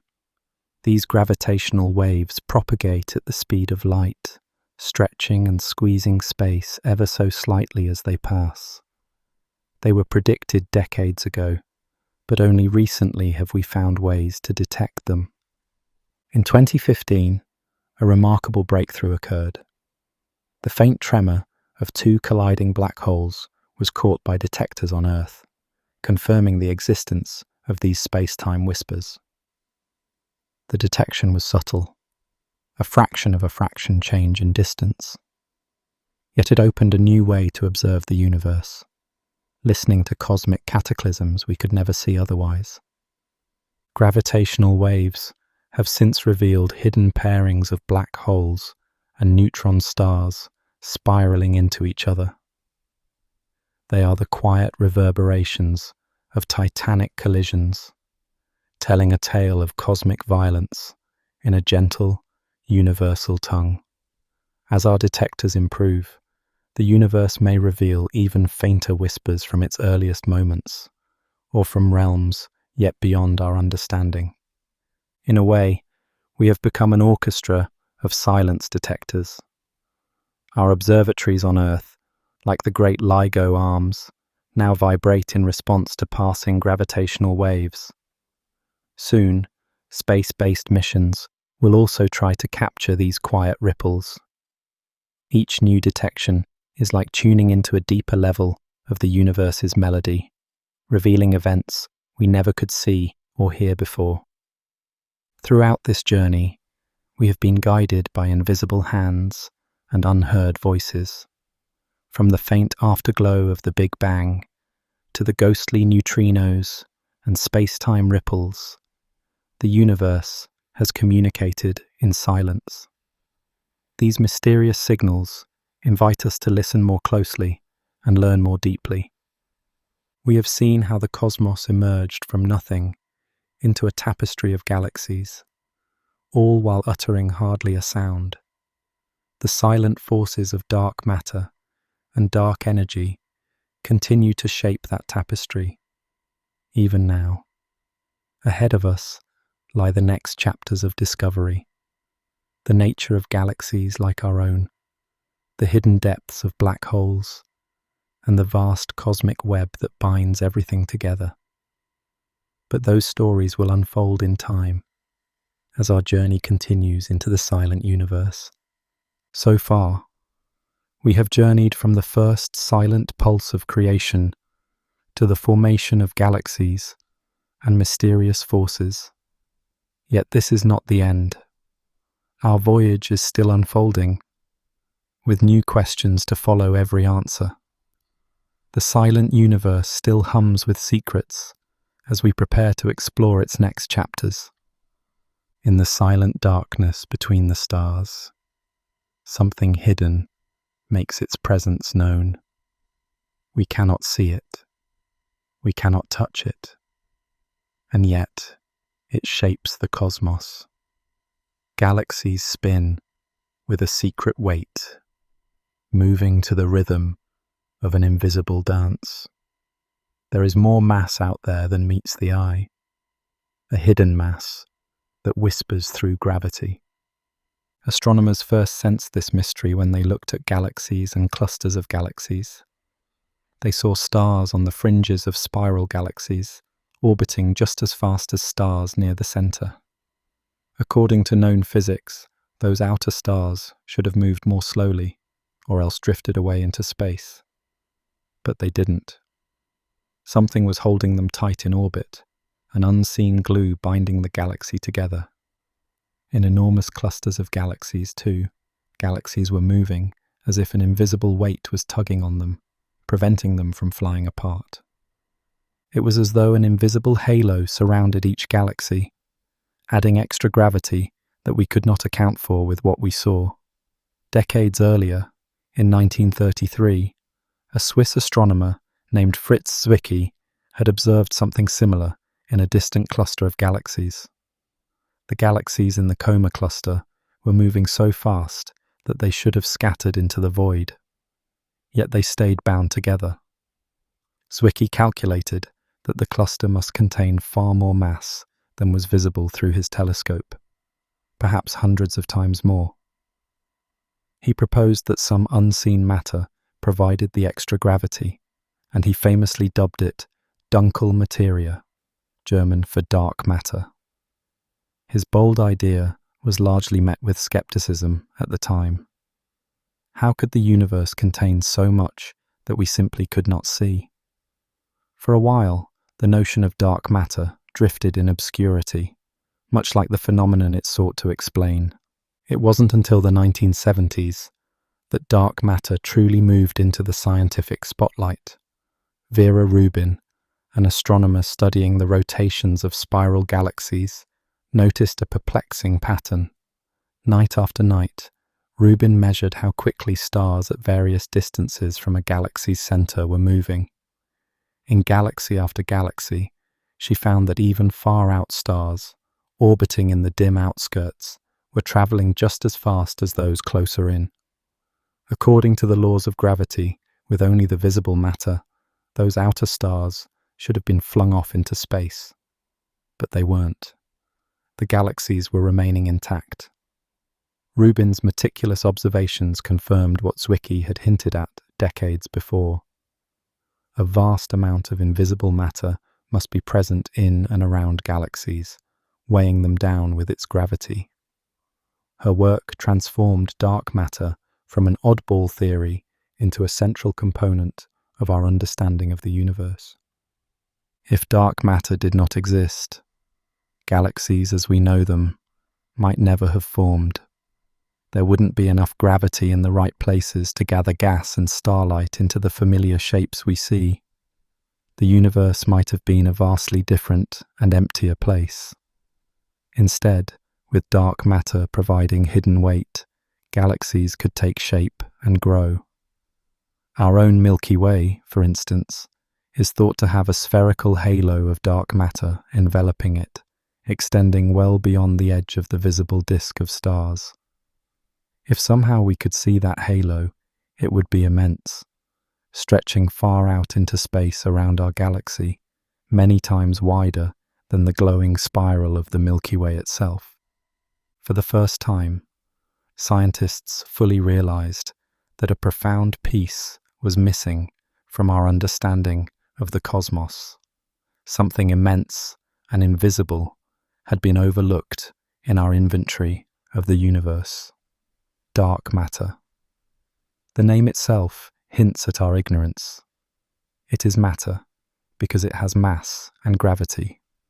It is dark, not in color, but in our inability to see it. This dark matter outweighs all the stars and planets by a wide margin. Today, scientists estimate that for every ounce of ordinary matter, the stuff that makes up you, me, the Earth, the Sun, everything we can touch or see, there is around 5 ounces of dark matter hidden around us. In fact, nearly 85% of all matter in the universe may be this invisible kind. Beyond individual galaxies, dark matter forms a giant invisible scaffold for the universe. Across millions of light years, dark matter gathers into filaments and clumps, a vast cosmic web. Galaxies and clusters of galaxies form along these invisible filaments, like dew forming on a spider's web in the morning. We believe that in the early universe, long before galaxies even existed, dark matter had already clumped together under its own gravity. Ordinary matter, the gas that would become stars and galaxies, was drawn into the gravitational wells of those dark matter clumps. Over billions of years, that is where galaxies ignited and grew, painting the cosmic web with points of light where the dark scaffolding provided the framework. We cannot take a photograph of this cosmic web of dark matter directly, but we can infer its shape through its effects. Light traveling through space sometimes encounters massive invisible lumps of dark matter and bends around them, like a car passing through a valley, curving around an unseen hill. From Earth, astronomers detect these subtle distortions in the light from distant galaxies. They see arcs and rings, the marks of gravitational lensing caused by mass that isn't otherwise visible. Using these clues, we map out where the hidden mass must lie. The images that emerge from these mappings are stunning in their implication. Vast clusters of dark matter enveloping galaxies and connecting across space in filaments, an intricate pattern underlying the visible universe. In fact, when scientists simulate the universe using powerful computers, they find that only by including dark matter do the cosmic structures come out right. In those simulations, dark matter naturally forms a web of filaments and clumps, and galaxies form and gather along those dark matter scaffolds, just as our observations suggest. But if they run the simulations without dark matter, the resulting universe looks nothing like ours. Galaxies struggle to form, and the pattern of large-scale structures doesn't match the beautiful cosmic web we see. This is yet another indication that dark matter is an essential ingredient in the cosmos. The evidence for dark matter has mounted piece by piece over time. One compelling example comes from a cosmic collision known as the Bullet Cluster. Here, 2 galaxy clusters crashed through one another in a slow-motion wreck that took place over hundreds of millions of years. When they merged, the hot gas within them, which is made of normal matter, slammed together and slowed down, lighting up in X-rays that our telescopes can see.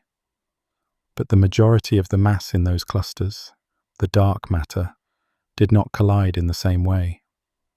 It passed through with barely a whisper of interaction. Astronomers were able to map where the mass of the bullet cluster ended up by observing gravitational lensing. They found that the mass, mostly dark matter, had moved ahead, separate from the wreckage of hot gas. This separation of normal matter and dark matter in the collision gave dramatic evidence. Dark matter is something real, not just a trick of gravity acting strangely. It behaves as a substance that does not collide or slow down the way ordinary matter does.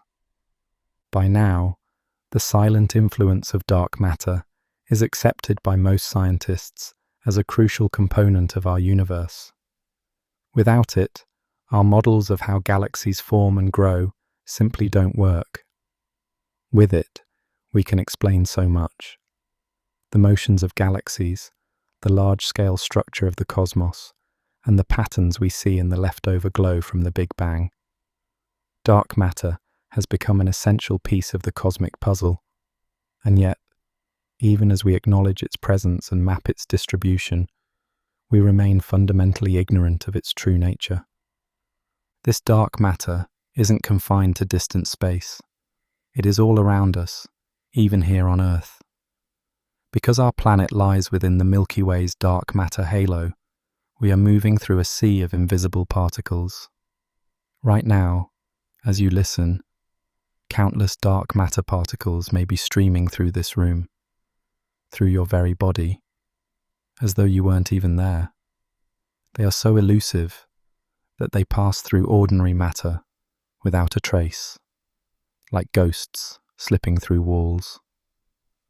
We live immersed in this cosmic mystery, yet we feel nothing. It is a strange, almost eerie thought that an immense, unseen presence is here with us, silently coexisting with the world we know. What is this mysterious substance that outweighs the stars, but emits no light? What is dark matter actually made of?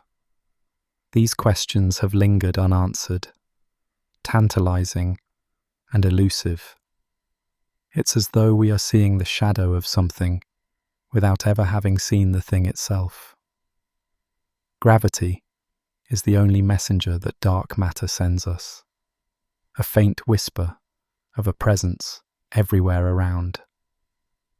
To learn more, we must find another way to listen to the cosmos, to chase the invisible and catch it in the act. How do you hunt something that hides in the dark? If dark matter will not reveal itself through light, then scientists must try to catch it by other means, listening for the faintest whisper of its presence. All around the world, teams of researchers have set up ingenious experiments to chase this invisible quarry. They know that dark matter is everywhere, even passing through us, but it interacts with ordinary matter so rarely that the challenge is immense. Still, the pursuit is underway, in deep underground caverns, in mountain laboratories, and in the quiet halls of particle accelerators. Imagine descending a mile beneath the surface of the Earth into an old mine or a purpose-built subterranean lab.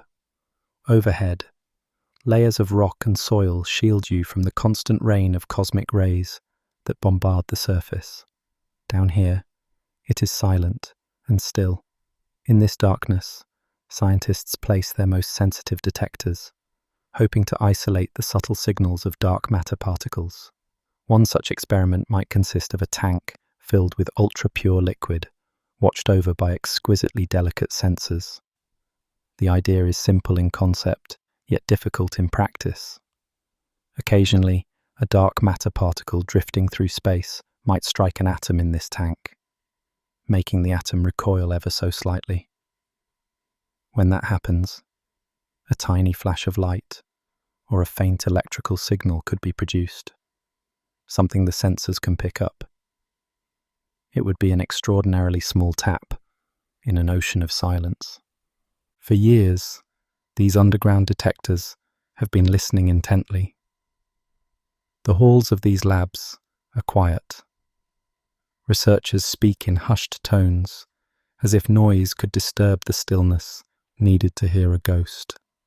The detectors sit in their baths of liquid xenon or arrays of chilled crystals, waiting for a single fleeting interaction. Months go by, sometimes years, with no definitive signal. The apparatus records the occasional blip of natural radiation or an instrumental noise. But so far, the telltale knock of a dark matter particle remains elusive. Each absence of a finding, however, is not failure. It narrows down the possibilities, telling scientists that if dark matter particles exist in the forms we expect, they must interact even more weakly or be more rare than our initial guesses. With each round of experiments, the sensitivity improves, like turning the volume knob ever higher on a receiver, hoping to catch a whisper from the stars. Over the years, there have also been a few tantalizing hints that keep hope alive. For instance, one experiment in Italy observed an intriguing pattern, a tiny upward and downward drift in their detection rate that seemed to repeat annually. Every year, the detector saw slightly more events during the height of summer and fewer during winter. This phenomenon, known as an annual modulation, sparked excitement because it could be explained by the Earth's orbit through the galaxy's dark matter halo. Perhaps we encounter more dark matter when we plow head-on into the wind of particles streaming through space, and less when we move with the stream. Could it be that this experiment was, without realizing it, feeling the gentle lapping of the dark matter sea? The idea was captivating, but it remains unconfirmed.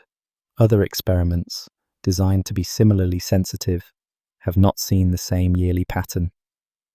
If the seasonal signal is real, it is subtle and not yet understood, and it stands as a question mark rather than a triumph. In one such experiment, deep under a mountain, a tank of noble liquid is surrounded by photomultiplier tubes, devices that can detect the faintest glimmer of light. The whole setup is cocooned in further shielding, lead and plastic to block stray radiation from the surrounding rock, even water tanks to catch particles called neutrons that could mimic the signal. Researchers come down to check on the equipment and then leave it to watch autonomously in the dark.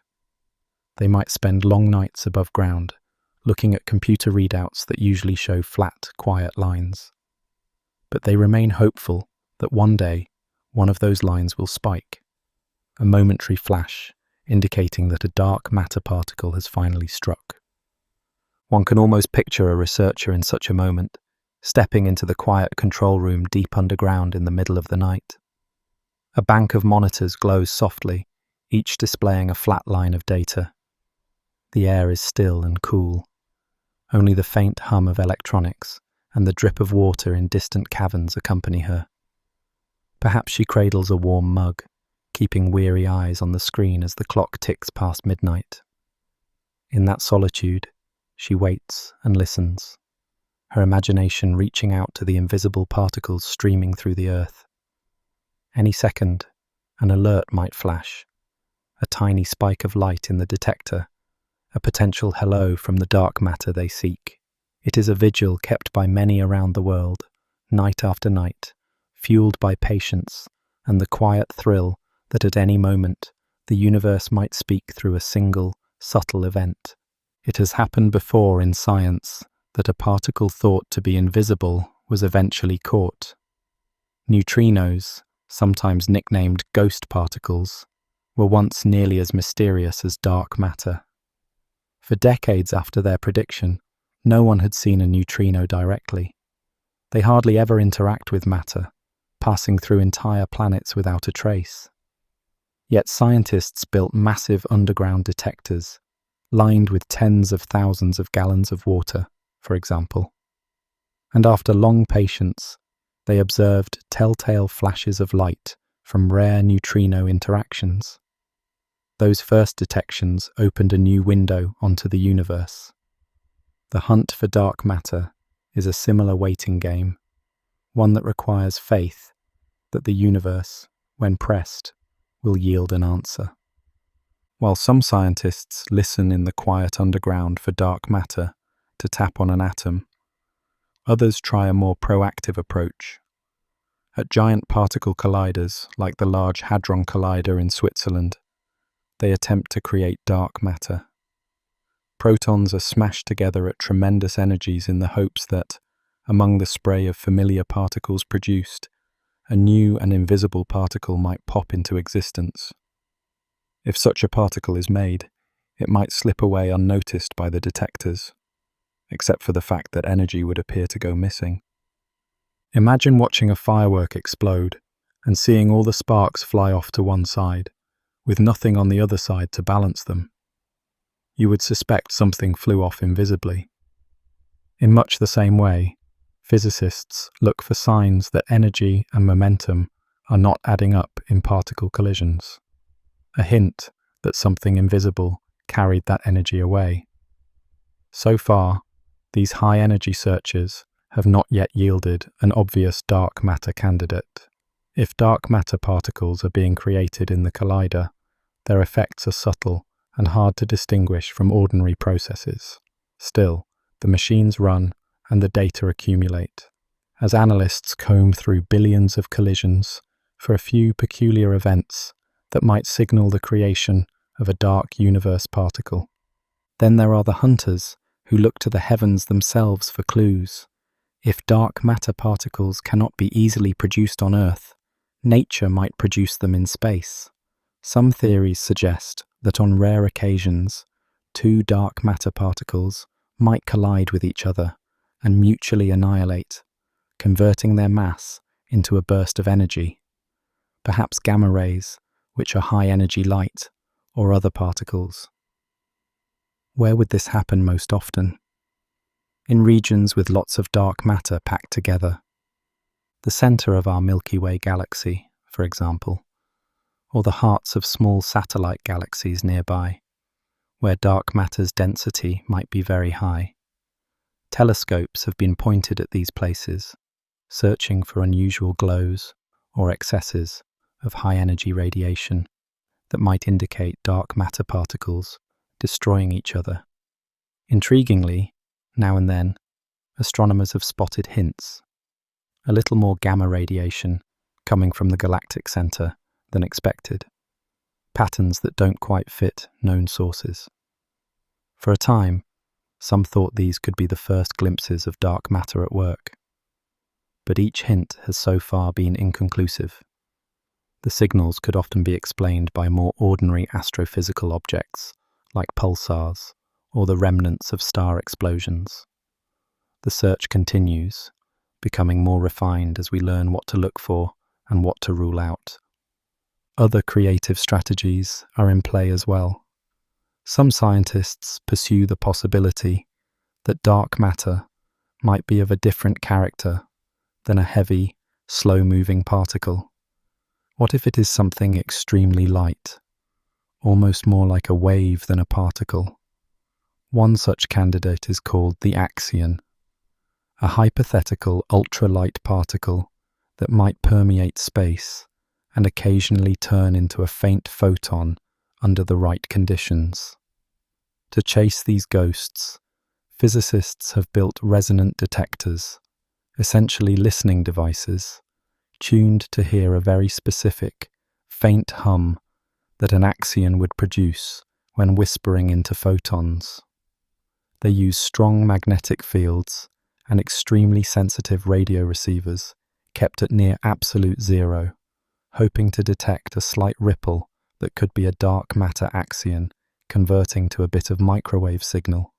Like trying to tune in to an unknown radio station, they slowly scan through frequencies, searching for a broadcast from dark matter. Across all these efforts, deep underground detectors, high-energy colliders, and celestial observations, there is a common theme of patient listening and watching. So far, dark matter has kept its silence. No unmistakable signal has announced its presence beyond the gravitational pull we inferred long ago. It is as if we are chasing a shadow. Every time we think we might have cornered it, the shadow slips around the corner, remaining just out of reach. And yet, with each negative result, scientists are learning and refining their ideas.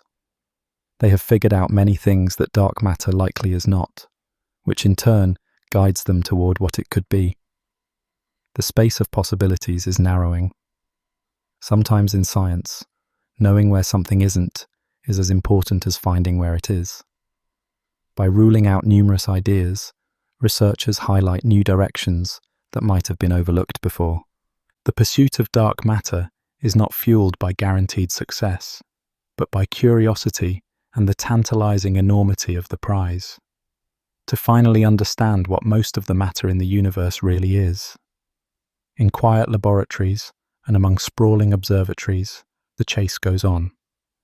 With each new experiment, perhaps a bit more sensitive than the last, hope is renewed that the invisible will at last be seen, or at least heard. Maybe it will happen unexpectedly, a detector blipping in the middle of a calm night, or a telescope catching a peculiar signal from a distant galaxy, a moment when nature allows us a brief glimpse behind the curtain.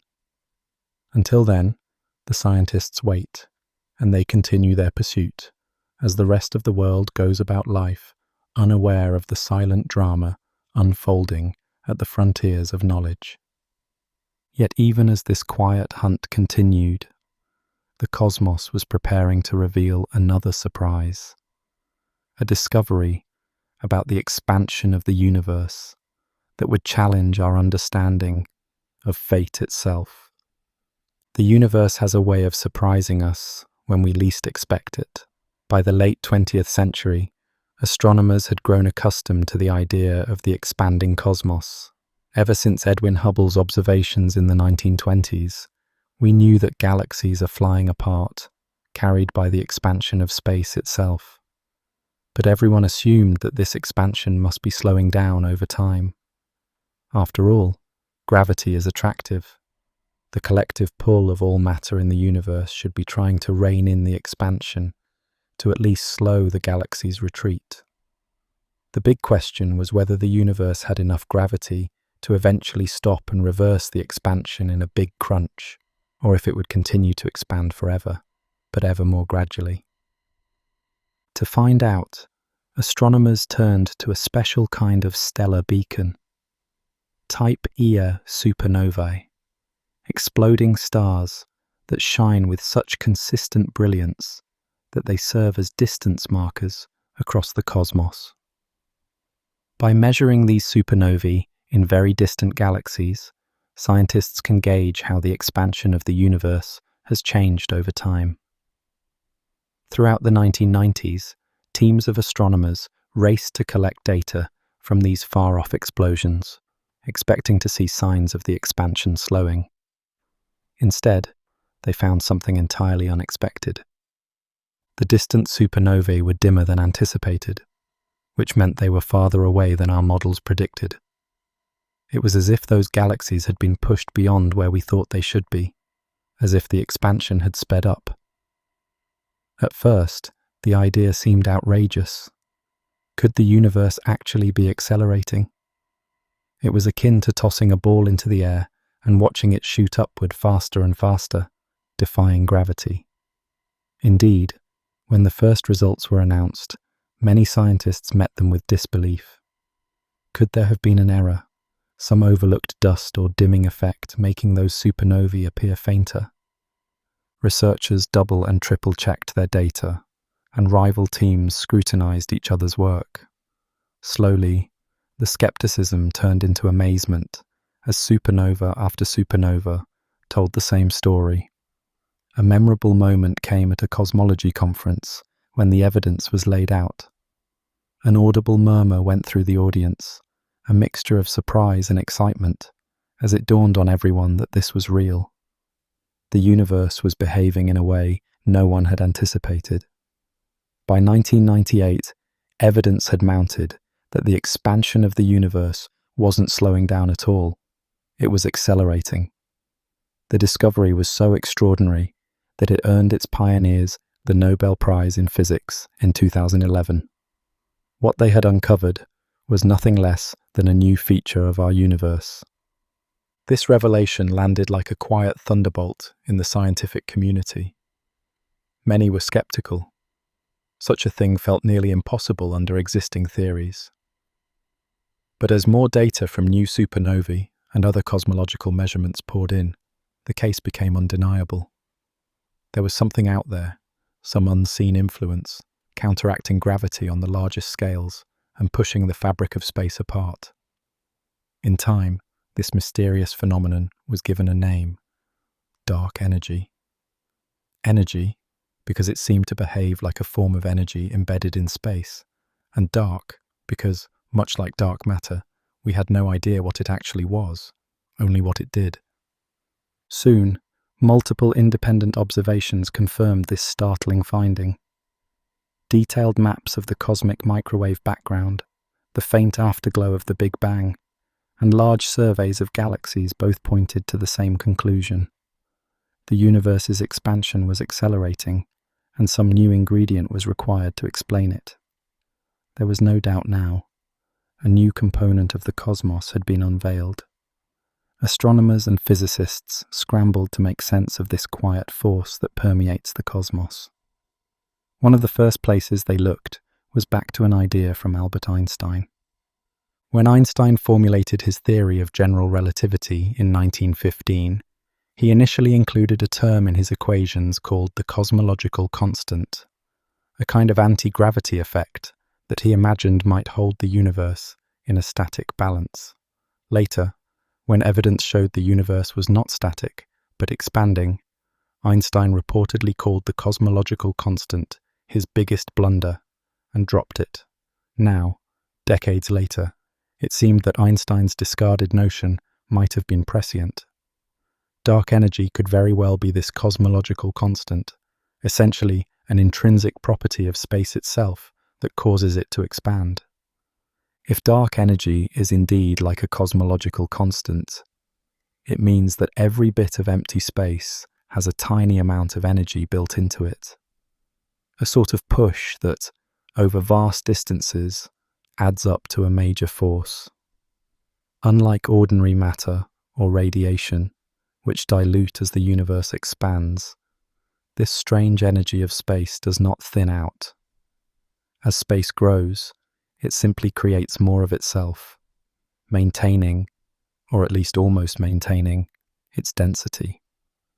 In fact, as the universe expands, dark energy becomes more dominant because matter and radiation get sparser, while dark energy's density stays roughly the same.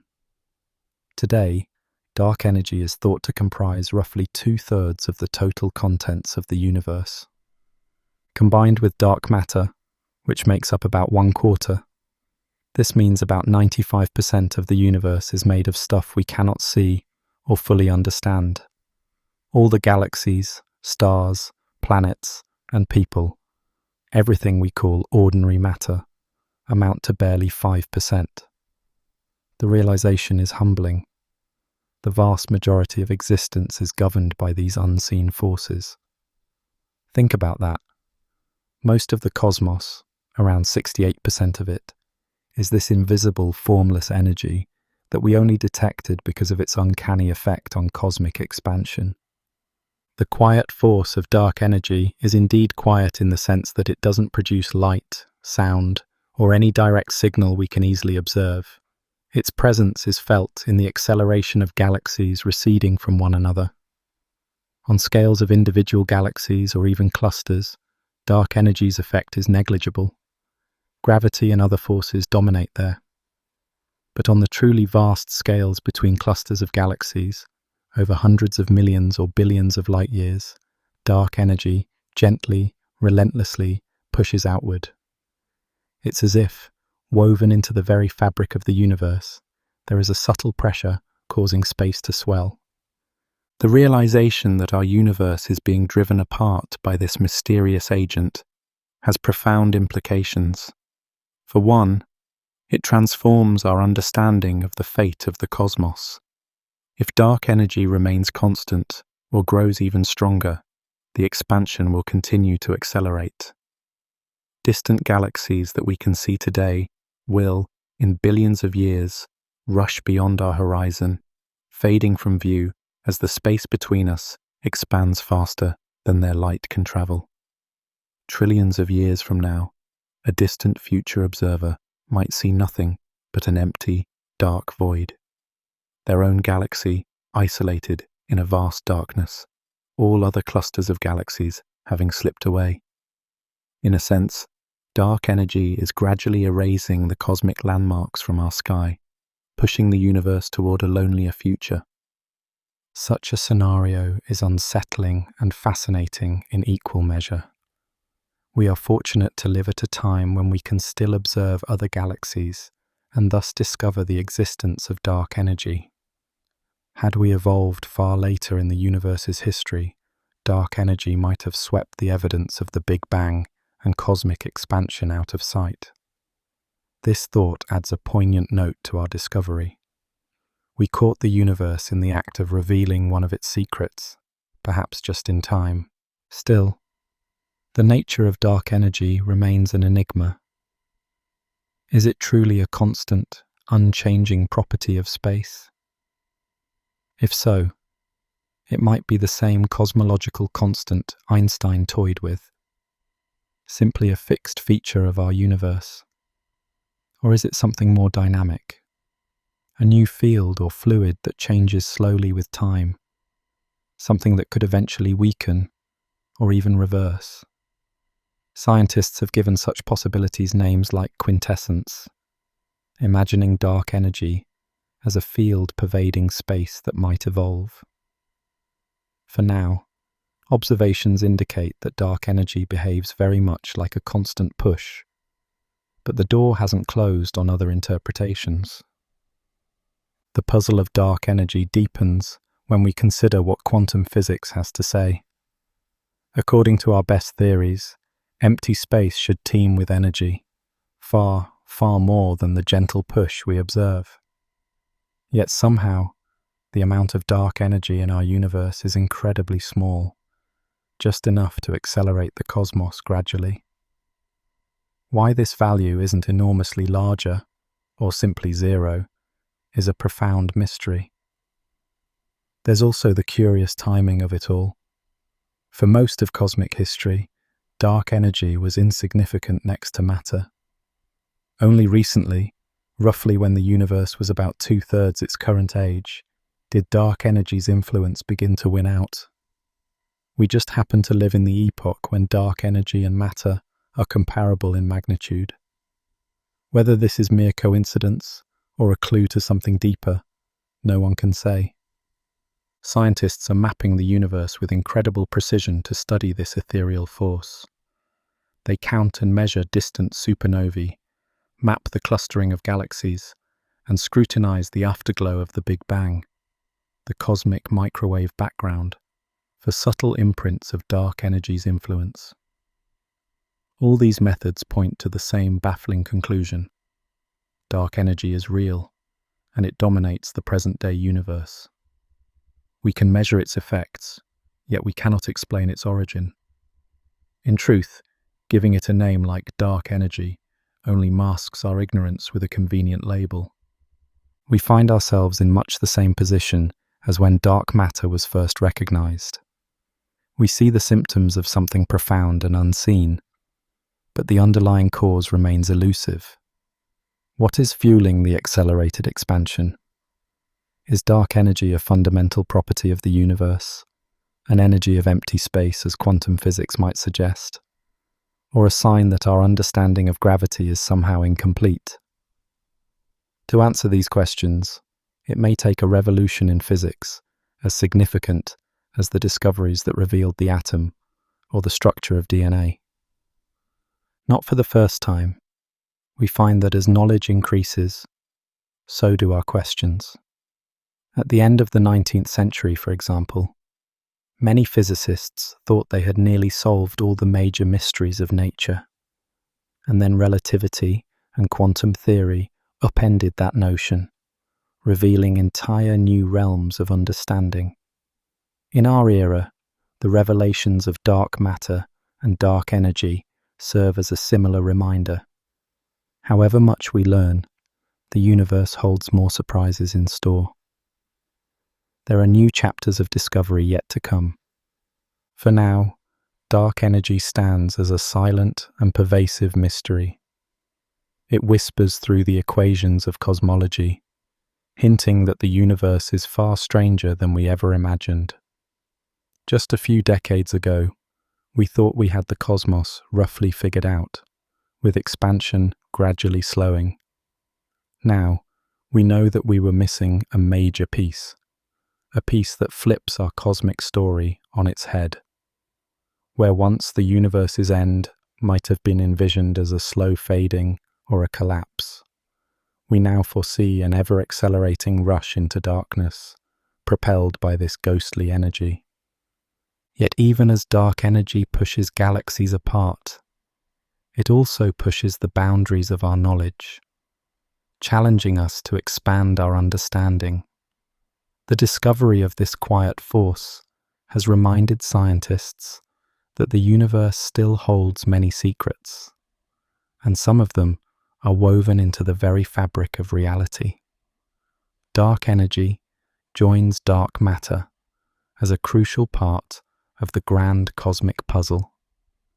Two immense unknowns that together account for the vast majority of the universe's content. We stand humbled, realizing that the cosmos is governed largely by elements we have only begun to fathom. Dark matter and dark energy are not just puzzles in isolation. They are telling us that our understanding of the fundamental laws of nature is incomplete. In the realm of known physics, we have the standard model of particles and forces, and Einstein's theory of gravity, and together they have explained a vast array of phenomena. Yet neither of these well-tested frameworks accounts for the dark matter or dark energy that dominate the cosmos. It's as if the universe is quietly clearing its throat, giving us a hint that there is more to the story, a whisper of new physics waiting to be heard. For dark matter, the whisper suggests new particles beyond those we have catalogued. All the particles we are familiar with, electrons, protons, neutrinos, photons, and so on, either don't have the right properties to be dark matter, or there simply aren't enough of them. This means there must be something else, a particle, or even a whole family of particles that we haven't discovered. Physicists have imagined many possibilities. Heavy, sluggish particles that interact only via the weak nuclear force. Ultralight particles that behave more like waves filling space. Or even exotic objects like primordial black holes formed in the universe's first moments. One long-favoured hypothesis was a class of particles whimsically called WIMPs, short for weakly interacting massive particles. WIMPs were thought to be a natural outcome of some theories that extend beyond the standard model of particle physics, such as a theoretical symmetry called supersymmetry. For years, WIMPs were the leading contender. They would have the right mass and properties to make up dark matter, and could have been produced in great abundance in the hot early universe. But as we've seen, searches for WIMPs, both in deep underground detectors and in high-energy collider experiments, have so far come up empty-handed. The silence of these experiments is itself a clue, pushing scientists to consider other ideas. Some are now turning to more elusive candidates, like axions, exceedingly light particles that were originally proposed to solve a different problem in physics, but that could also serve as dark matter. Axions, if they exist, would be almost ghost-like, but under strong magnetic fields, they might subtly convert into photons, particles of light, and vice versa. Ingenious experiments are underway to detect such ephemeral events by listening for faint radio signals from axion conversions. Meanwhile, others consider whether dark matter might not be a single type of thing at all. Could it be that dark matter consists of a whole hidden sector of particles with its own kinds of forces? In that scenario, there might be a parallel world of dark particles interacting with each other, forming perhaps dark atoms or even dark galaxies of a sort, all invisible to us except for their gravity. It sounds like science fiction, but mathematically, it's a plausible extension of current theories, essentially adding more pages to the book of particle physics that until now we've only glimpsed. Then there is the possibility that we have been interpreting the signs incorrectly, that maybe there is no new dark matter particle at all, because our theory of gravity might require adjustment. This is a minority view, but a persistent one. A set of ideas loosely grouped as modified gravity attempts to explain galaxy rotations and other phenomena without invoking invisible mass. For example, one theory posits that gravity's strength might not be truly constant, but could behave differently on the outskirts of galaxies than in the solar system. Such theories can indeed explain some galaxy rotation curves by effectively making gravity more potent in low acceleration environments. However, they often struggle with other observations, like the bullet cluster's clear evidence of mass separate from normal matter, or the precise patterns in the cosmic microwave background. So far, no modified gravity proposal has managed to match all the evidence as well as the dark matter hypothesis does. Still, the effort to tweak our laws of gravity reminds us that no idea is off limits. When faced with great unknowns, scientists are willing to question even venerable theories like Einstein's if the data demand it. When it comes to dark energy, the whispers of new physics are, if possible, even more profound. Dark energy touches on the foundations of both cosmology and quantum theory.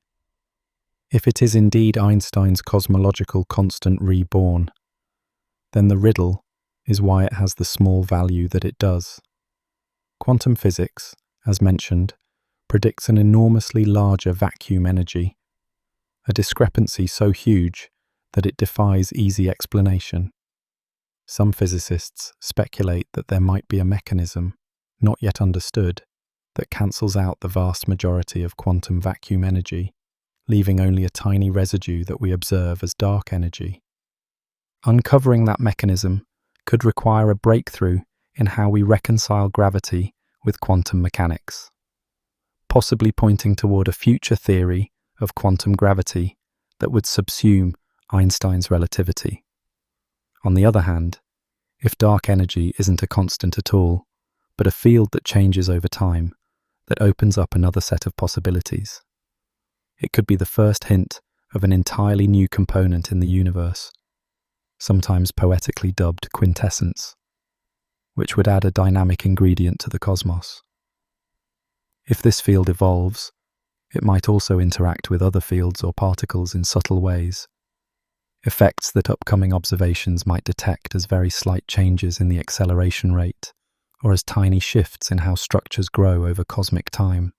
There are also speculative ideas that venture into the exotic.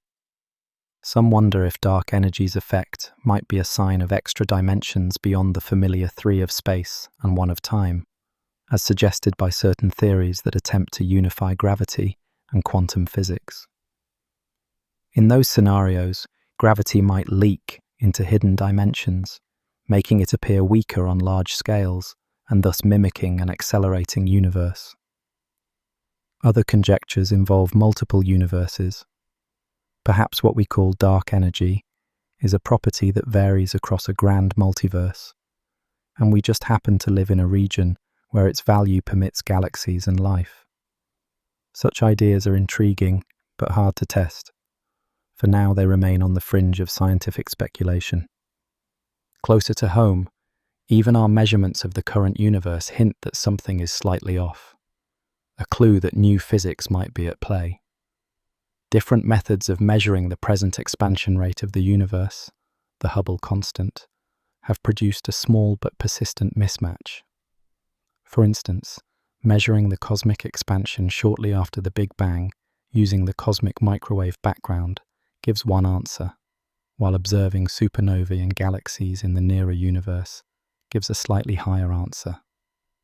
This Hubble tension, as it's called, could be just a subtle issue with data or methods. Or it could mean that our cosmological model is missing a piece. Some researchers suggest that an undiscovered twist, perhaps an unusual behavior of dark energy in the early universe, or an additional type of neutrino-like particle, might reconcile the difference. It's another small voice from the cosmos, hinting that the story might be more complex than we currently suppose. In the history of science, whispers like these often precede great discoveries. The anomalous motion of Uranus led to the discovery of Neptune. The odd wobble of Mercury's orbit pointed the way to Einstein's theory of general relativity. The missing energy in certain radioactive decays prompted the proposal of the neutrino. Time and again, nature offers subtle clues, discrepancies, anomalies, unexplained patterns that challenge us to look deeper. Today, dark matter and dark energy stand as grand anomalies on the cosmic stage. They are, in a sense, the Uranus and Mercury of our age, unmistakable signs that there is new territory for physics to explore. What form will that new physics take? It could be the discovery of a suite of new particles that finally show up in detectors or colliders. It could be a revolutionary theory that unites quantum mechanics and gravity, reshaping concepts of space, time, and energy. It could be something we can scarcely imagine. Perhaps an entirely new category of existence that doesn't fit into the frameworks we've used for a century. For scientists, this is an exhilarating prospect. The dark parts of the universe are like a cosmic map marked terra incognita, or perhaps adorned with the old warning, "Here be dragons," beckoning explorers to venture in. The pursuit of these mysteries is well underway, but the journey could be long. We may be at the dawn of a new era of physics, one that future generations will look back on as we do on the eras of Copernicus, Newton, or Einstein. Times when our view of reality expanded dramatically. Even as we devise new experiments and observations to probe the dark sectors, there is a sense of humility that accompanies these efforts. The universe has, in a gentle way, reminded us that we do not have all the answers. It has secrets that require patience and ingenuity to reveal. The whispers of dark matter and dark energy may one day become loud and clear signals once we have the right instruments or theories to interpret them. And when that day comes, what we learn could transform our understanding of everything from the birth of the universe to its ultimate fate. We often look up at the night sky and marvel at the glowing stars and swirling galaxies. But the truth is that the brilliance we see is only a tiny fraction of what is out there. The heavy lifting in the universe, the formation of galaxies, the growth of structure, the ultimate fate of cosmic expansion, is governed mostly by entities we cannot see or touch. In a very real sense, the universe is a vast arena of unseen forces at play. Dark matter and dark energy, though invisible and silent, orchestrate the cosmic dance on the grandest scales. They are the hidden hands shaping the masterpiece of the cosmos. It is humbling to recognize that everything we find familiar, every planet, star, nebula, and galaxy made of ordinary atoms, is just the foam on the cosmic ocean. Beneath it lies the deep, dark waters of the unknown that make up the bulk of reality. We humans, who just recently learned to build telescopes and particle detectors, have uncovered this astonishing fact. About 95% of the universe is composed of dark ingredients. This realization does more than expand our scientific inventory. It expands our perspective. We know now that we live in a universe mostly governed by elements that we are only beginning to understand. And yet, consider how remarkable it is that we can infer the existence of these unseen forces at all. by careful observation and reason, we have detected the footprint of dark matter in the motions of stars and galaxies, and we have felt the push of dark energy in the accelerated flight of distant supernova. We have, in essence, developed senses beyond our natural ones, extending our vision with sensitive instruments and extending our insight with mathematics, to perceive what would otherwise remain hidden. In doing so, a whole new picture of the cosmos has emerged. In this new picture, our Milky Way galaxy, and indeed every galaxy, is nestled in a vast halo of dark matter that provided the gravitational scaffolding for it to form.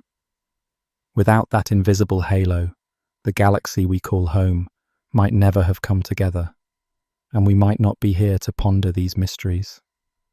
Meanwhile, dark energy quietly dictates the large-scale destiny of the universe, ensuring that over the eons, galaxies will drift farther apart. These dark components are not mere obscure footnotes. They are central characters in the story of the cosmos. Knowing this, we find ourselves at a crossroads of wonder and curiosity.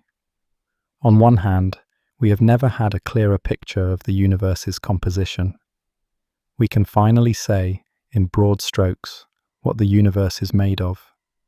And the answer is startling. A bit of ordinary matter and a whole lot of darkness. On the other hand, having identified these dominant components, we are left with deeper questions about their nature. It is as though we have mapped an ocean and discovered it is vast and deep, but we have yet to plunge beneath the waves to see what lies below. History has taught us that each time we think we've got nature figured out, we are proven wrong. At the end of the 19th century, some scientists believed physics was nearly complete, only to be astonished by the revelations of quantum mechanics and relativity. Similarly today, dark matter and dark energy remind us that immense discoveries still await. The cosmic unknowns ensure that the scientific adventure continues, with new chapters yet to be written. Our quest to uncover the secrets of dark matter and dark energy continues with unabated fervor.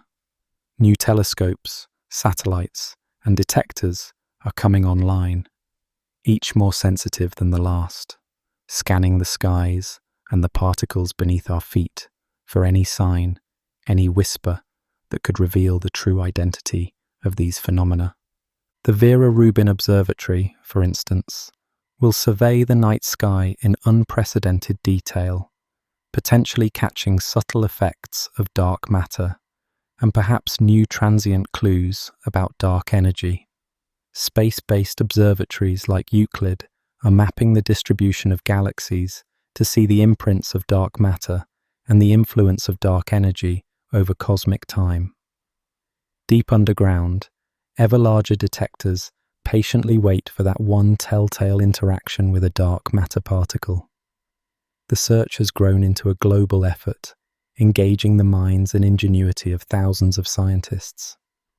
What drives this massive endeavor is not just the need to solve a puzzle, but a profound desire to know our universe at its most fundamental level. We are curious creatures, and once we know that 95% of existence is shrouded in mystery, how can we not seek to illuminate it? Every small hint, every surprising data point is a beacon guiding us toward a fuller understanding. Each failure to find a particle, each astronomical observation that doesn't fit expectations, pushes us to refine our theories and invent new ways of investigating. There is a quiet optimism beneath the scientific rigor. Many researchers feel that we are on the cusp of new discoveries, that within the next few decades, we might finally detect a dark matter particle or pin down the nature of dark energy. Perhaps a eureka moment will arrive when a detector blinks with an unmistakable signal, or a telescope captures a pattern of galaxies that perfectly matches a new theory. Or maybe progress will be gradual, a steady accumulation of evidence that, piece by piece, unveils a new paradigm. Either way, the pursuit itself is pushing the boundaries of technology and knowledge. To hunt for dark matter, we've had to invent detectors of incredible sensitivity. To probe dark energy, we've had to survey the cosmos to vast distances with great precision. In striving to understand the unseen, we have learned to see more clearly than ever. There is also a philosophical wonder that accompanies these cosmic mysteries. That the universe should be so vast and old, yet we, small beings on a tiny planet, can grasp its grand composition, is profoundly beautiful. We have not found all the answers, but we have found the questions, and those are arguably just as precious. They inspire us to look further and think more deeply. As we conclude this part of our journey, we carry forward a sense of connection to the cosmos that is different than before. We know that what is visible is only a surface. Beneath it lies a hidden universe of dark influences. In a poetic way, one might say that the universe has introduced itself to us anew, not only through the light of stars, but through the vast darkness that surrounds them. It reminds us that there is so much more to learn, and that each discovery, however monumental, often opens up new mysteries to explore. The silent universe still has secrets it has not revealed. Our journey through understanding is far from over. In fact, it feels as though it has only just begun. Armed with curiosity and wonder, we will continue to listen to the quiet whispers of the cosmos, hoping one day to understand the full story of this grand, silent universe. And as we venture onward, we remain aware that new unknowns may await, further surprises that will again challenge our view of reality. The great cosmic unknowns beckon us forward, and we cannot help but respond, eager to uncover whatever lies hidden in the silence. In the darkness of a moonless night, far from any city lights, you lie back and gaze up at the sky. A spray of stars glimmers coldly against the black, ancient and distant. The vast night feels peaceful, almost eerily so, broken only by the quiet sounds of the earth around you. Above, among those countless stars, there is only silence. It's as if the universe itself is holding its breath. For all our listening and watching, the stars have never spoken back. We beam our questions into the sky, sending radio signals out into the void, and we strain our ears with giant telescopes. Yet across the immense gulf of space, no voice has answered. There is an emptiness where we hope to hear a chorus of other beings. This immense quiet is often called the Great Silence, the sound of a universe that, so far, seems uninhabited apart from us. This silence is a mystery that weighs on the mind. Imagine standing in a dark, endless forest at night, calling out and hearing nothing in return but your own echo. The Milky Way is like that forest. Billions of stars scattered like distant campfires through the darkness, each one potentially warming a world or many worlds. With so many stars, you might expect to see other wanderers' lights or hear their songs through the trees. Instead, we find ourselves alone with the sound of our own breathing and the faint crackle of cosmic static. Scientists and dreamers alike have long wondered at this quiet. Decades ago, a brilliant physicist named Enrico Fermi posed a simple, haunting question over lunch with his colleagues. Where is everyone? In a universe so old and vast, filled with countless stars and planets, it seemed logical that life, especially intelligent life, should have sprung up many times. If even a few of those civilizations had developed advanced technology and a desire to explore or communicate, shouldn't we have noticed some sign of their existence by now? A flare of a spacecraft crossing the void, a whisper of radio waves carrying a greeting. For decades, scientists have tried to quantify these odds. In the 1960s, one astronomer even devised an equation to estimate how many civilizations might share our galaxy. In Drake's formulation, each factor represented a step on the path to other civilizations. The rate of star formation in our galaxy, the fraction of those stars that have planets, the number of planets per star on average that could support life, the fraction of those that actually develop life, the fraction of life, bearing worlds where intelligent life evolves, the fraction of those where intelligent beings develop technology that releases detectable signals into space, and finally, the average lifespan of such communicative civilizations. Plugging in our best guesses for each factor can yield a wide range of outcomes, from nearly zero up to many.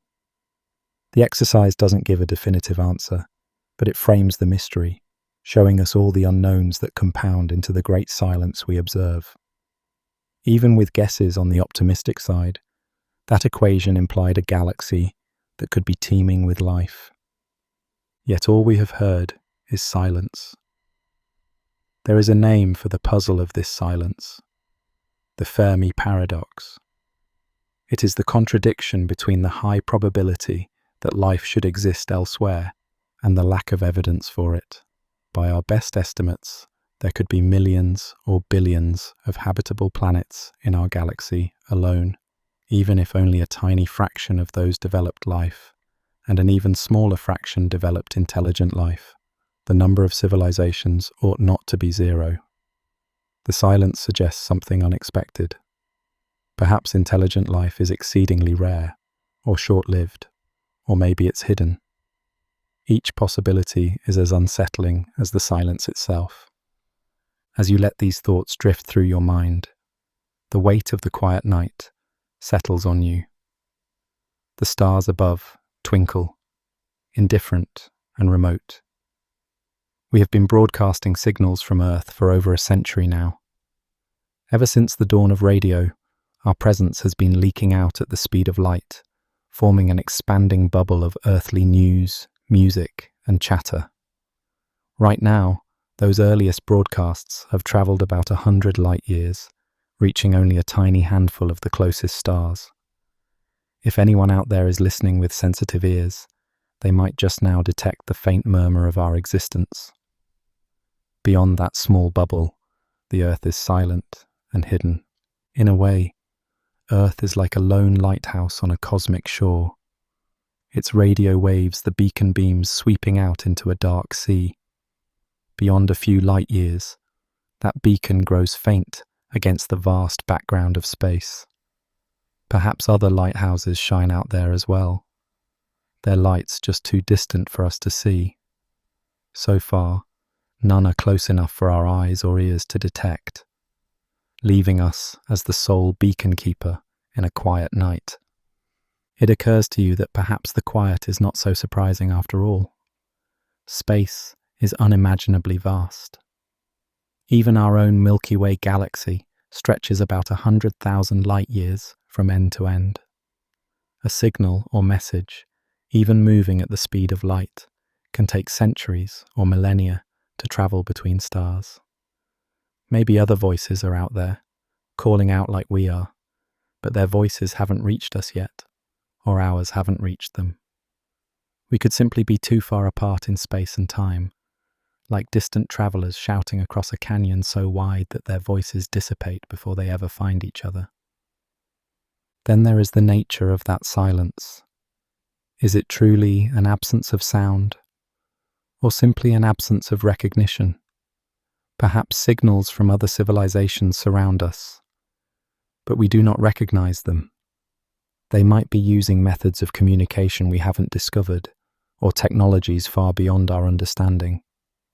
They could be sending their greetings in forms we barely know how to detect, perhaps with neutrino particles that slip invisibly through the Earth, or via subtle distortions in gravity or spacetime. If their communications are that advanced, we wouldn't even notice them with our current instruments. To our primitive radios and telescopes, their messages would be indistinguishable from the natural background noise of the universe. In that case, the silence might be an illusion, one caused by our own limited perception. Still, the simplest explanation for the great silence can be the hardest to contemplate. Maybe we truly are alone, or at least one of very few technological civilizations in our galaxy at this moment. The thought is sobering. It makes the dark forest of stars above feel more isolating, in a way. Yet it also makes our situation strangely profound. If we are alone, the responsibility on our shoulders is immense. We would be the only known voice to narrate the story of the cosmos, to be a way for the cosmos to know itself. In a universe devoid of other minds, that role would be our singular privilege and burden. If we truly were the universe's sole sentinels, it would fall on us to carry life's legacy forward. We might one day venture beyond Earth, spreading life to other planets, or even other star systems, so that the cosmos does not remain barren. In a way, we would become the gardeners of a quiet universe, sowing seeds of life wherever we go, ensuring that consciousness and the beauty of life do not flicker out with us. Under the canopy of silent stars, you cannot help but wonder, are we truly the only ones in our cosmic neighborhood? The Milky Way is home to hundreds of billions of suns, many of them far older than our own star. If life has a chance to arise wherever conditions allow, some of those ancient suns could have borne witness to civilizations long before ours even began.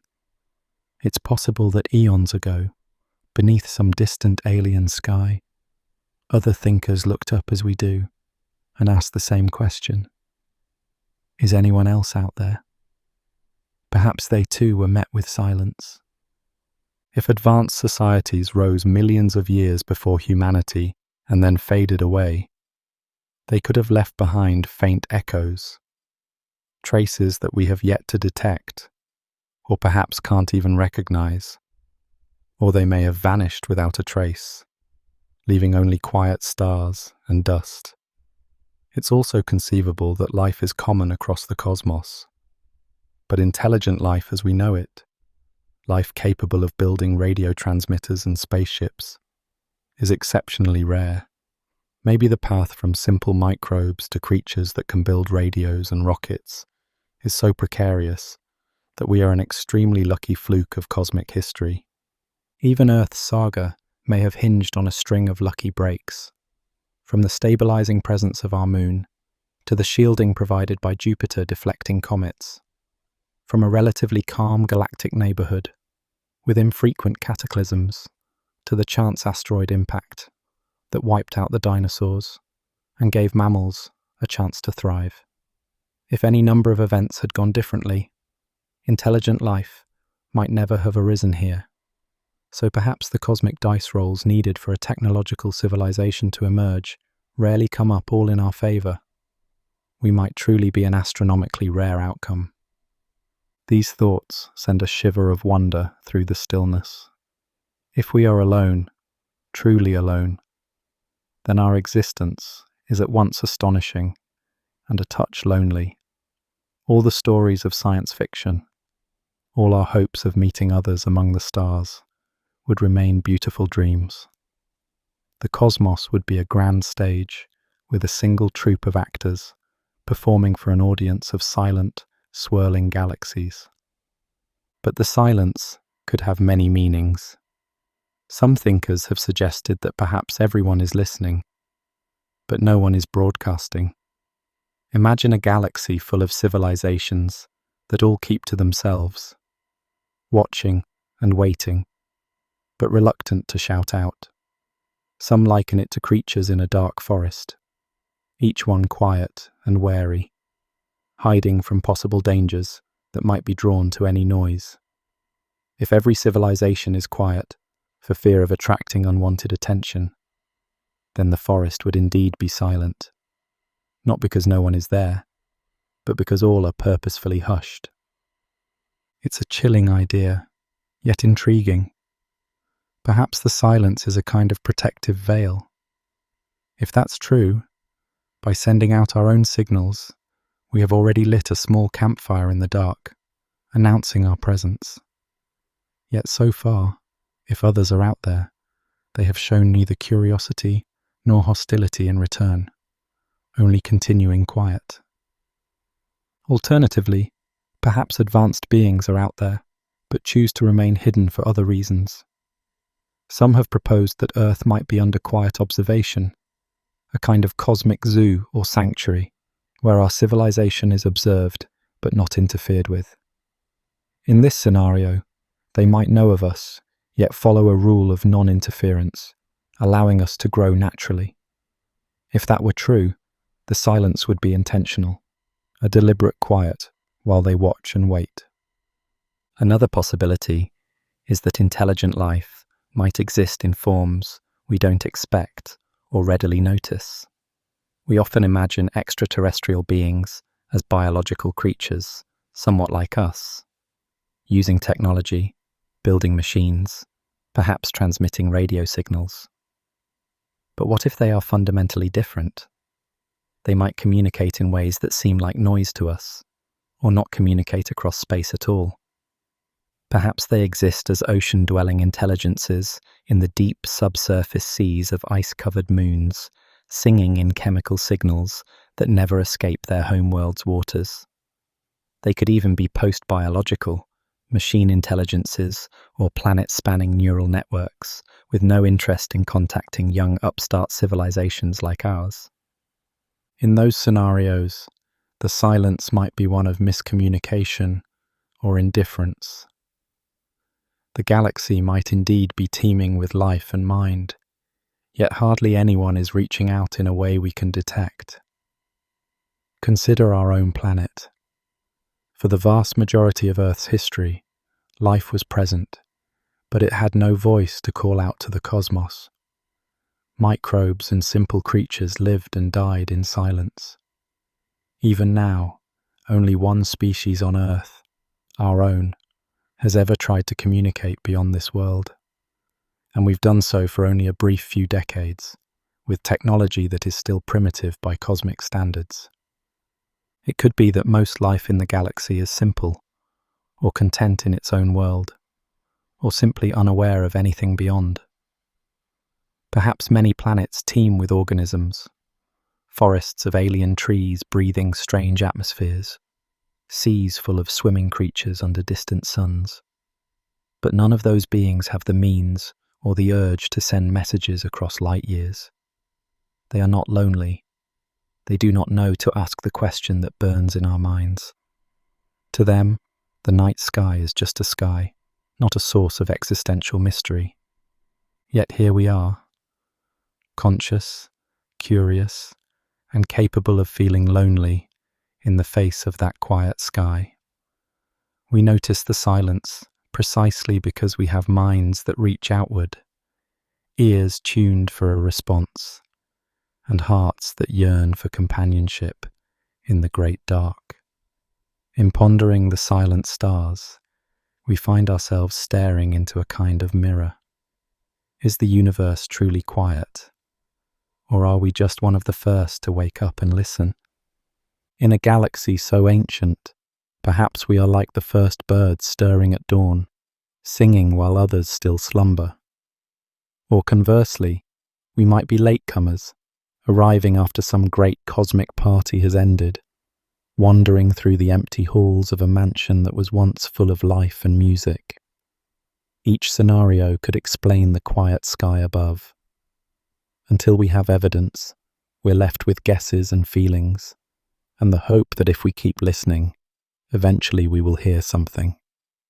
So we continue to search the silent night, grappling with the great unanswered question: are we alone in the Milky Way. The question hangs in the darkness, like a newly risen star that has yet to fully reveal its light. To answer it, we must venture further into that darkness, seeking signs on other worlds and listening for faint whispers in the cosmic void.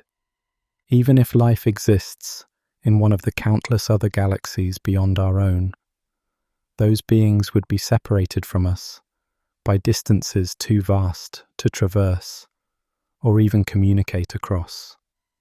Our nearest large galactic neighbour, Andromeda, is over 2 million light-years away. If any voices are calling out from there, their messages would take millennia to reach us, and hours to reach them. Far longer than human civilization has existed. In practical terms, each galaxy is like its own immense island, isolated by oceans of space and time. So when we ask, are we alone? We are usually thinking on the scale of our own galaxy. It is within this great city of stars, the Milky Way, that we focus our search for cosmic company. Beyond our own solar system, beyond the familiar planets that circle our sun, lies an incredible abundance of other worlds. For centuries, we could only imagine them. Points of light we dreamed might have their own moons, oceans, and perhaps life beneath alien skies. But in recent decades, those imaginations have taken solid form.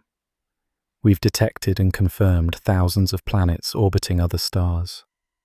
These are the exoplanets, worlds beyond Earth, once invisible and unknown, now increasingly coming into view.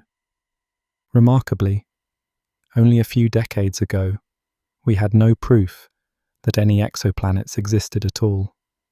Many suspected they did, of course. But it wasn't until the 1990s that astronomers finally confirmed the first ones. In the short time since, discovery after discovery has revealed an astonishing abundance of new worlds. What was once speculation is now established truth. Planets beyond our solar system are common. They come in a dazzling variety. There are some larger than Jupiter, broiling hot and skimming close around their stars. Others icy and dim, far from the warmth of their sun. And some even orbit twin suns, basking in double sunrises and twin sunsets under dual skies. Many are unlike anything we expected. Giant planets hugging their stars in tight embraces, or worlds so light and puffy they resemble cosmic balloons. For example, astronomers have found a planet where it might literally rain glass. In its scorching atmosphere, silicate particles could condense into glassy droplets that blow sideways in ferocious winds. Another discovered world appears to be extraordinarily rich in carbon, so much so that scientists speculated it might have vast diamond deposits. Some planets are so intensely hot that metals like iron vaporize in their skies, while others are castaways drifting in perpetual darkness without a sun to warm them. The diversity of worlds out there is beyond anything we first imagined. Amid these exotic discoveries, we've also found planets that remind us of home, at least in their size and possibly their conditions. Consider a star not so far away in cosmic terms. Proxima Centauri, the closest star to our Sun. Around that small, dim red star orbits a planet not much bigger than Earth, in a zone where temperatures might allow liquid water to exist. When this discovery was announced, hearts around the world swelled with excitement. Here was a potential Earth-sized world practically next door, cosmically speaking. What might it be like there, under the glow of a red sun? Could there be lakes of water, clouds drifting over alien hills? We don't know. The planet is too distant and faint to see directly, and perhaps no one calls that world home.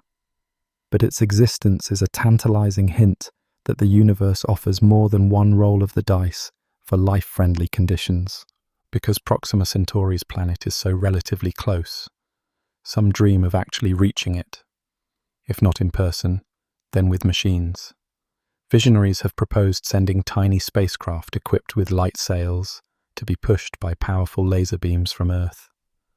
Such probes, traveling at a significant fraction of light speed, could cross the 4.2 light-years to Proxima in a few decades and beam back images and data. It's an ambitious idea, but it shows how deeply we yearn to touch these other worlds. If one day we succeed, we might get our first close-up glimpse of an alien landscape, turning that point of light into a real place we can see and study. Then there is the remarkable star, TRAPPIST-1, orbited by at least 7 known planets, several of which lie in a temperate zone where liquid water could potentially exist. Envision 7 sibling worlds circling a single faint star, some perhaps locked in eternal daylight on one side and endless night on the other, with only a thin ring of perpetual dawn or dusk between. Others might rotate more freely, gifting them with gentle cycles of day and night under their red sun's dim light. If we could stand on the surface of one of those worlds, we might see some of our sister planets hanging in the sky like oversized moons. We imagine sunsets under a dusky red sky, perhaps with another planet looming on the horizon. We wonder, could there be life in the oceans of those worlds, or microbes clinging to rocks, or even something beyond? We've learned that most stars in the sky likely have planets. In fact, planets may outnumber the stars themselves, since many stars host multiple worlds. And a good number of those planets will reside in the so-called Goldilocks zone around their stars. Not too hot, not too cold, but just right for liquid water. On some of these temperate planets, conditions might be just right for life, as we know it to spark and thrive. On a few, life might have actually arisen, taking root in alien soils or seas, evolving into forms we can scarcely imagine, under the glow of suns very different from our own. Among these myriad worlds, we are starting to search for a hint of something familiar, the chemical fingerprints of life in a distant planet's atmosphere. With careful observation, our telescopes can sometimes collect the faint light that filters through an exoplanet's air as it passes in front of its star. In that filtered starlight, we look for signals of gases like oxygen or methane, substances which, on Earth, are largely produced by living things. It's a delicate, almost impossible task, yet bit by bit, we're improving our instruments and techniques. Already, the James Webb Space Telescope is peering into some exoplanet atmospheres, searching for those faint chemical clues. Future observatories are being planned that could go further, even taking direct images of Earth-like planets by masking the blinding glare of their stars. If that happens, we might see a tiny speck of light that carries the subtle color of oceans, clouds, or maybe forests. Just a single pixel in a photograph. But if it shows hints of blue and green, it would speak volumes. It would hint at a living world out there. Each new world we discover fuels our curiosity further. The numbers alone boggle the mind. Thousands upon thousands of exoplanets have been found in just a small patch of our galaxy's stars. Imagine what still remains undetected in the vast stretches we haven't yet surveyed. If even a small fraction of those countless worlds are habitable, and on even a smaller fraction life sparks and evolves intelligence, then there could be other minds out there pondering the universe on their own planets right now. Perhaps they too see their night sky studded with stars and wonder, as we do, if someone else is looking back. Sometimes, when we find a planet that might be somewhat like Earth, we feel an emotional tug. Take a planet called Kepler 452b, often nicknamed Earth's cousin. It's larger than our world and orbits a star very much like our Sun, at a distance where temperatures could allow Earth-like conditions. The star is older, which has led some to call Kepler 452b a potential glimpse of Earth's future. We imagine this distant cousin world, if it has clouds, continents, and oceans, and we can't help but ask, has life played out there too, in its own unique way? Are there landscapes with alien forests, or vast deserts under that star's golden light? Could something with eyes be looking up from that world's surface, seeing our Sun as just another star in its sky? Our own solar system also teaches us that life might spring up in surprising places. Once, we assumed Earth was the only cradle of life here. But then we discovered hardy microbes on Earth thriving in boiling hot springs, in the lightless depths of the ocean, inside rocks, and in Antarctic ice. Life, it turns out, can be remarkably tenacious and versatile. This gives us hope that, beneath the icy crust of Jupiter's moon Europa, where a vast ocean sloshes over a warm, rocky seabed, something might live in the dark, perhaps clustered around mineral-rich hydrothermal vents, as life does in our own deep oceans. Saturn's moon Enceladus, too, harbours a hidden ocean and even jets salty water into space from cracks in its ice, hinting at a dynamic sea below. Saturn's largest moon, Titan, also fascinates researchers. Beneath Titan's thick orange haze, lakes and rivers of liquid methane carve its freezing landscape. In many ways, Titan's geology, with shorelines, rain, and perhaps even seasons, parallels Earth's, except it's all happening at cryogenic temperatures, with liquid hydrocarbons instead of water. Some scientists wonder if even there, in that alien chemistry, life could spark in an exotic form, using liquid methane where life on Earth uses water. Even Venus, often dismissed as a lifeless furnace, has cloud layers high above its scorching surface that are surprisingly mild in temperature. A few researchers have speculated that hardy microbes might float in those upper clouds, feeding on sunlight and chemicals amidst the acidic haze.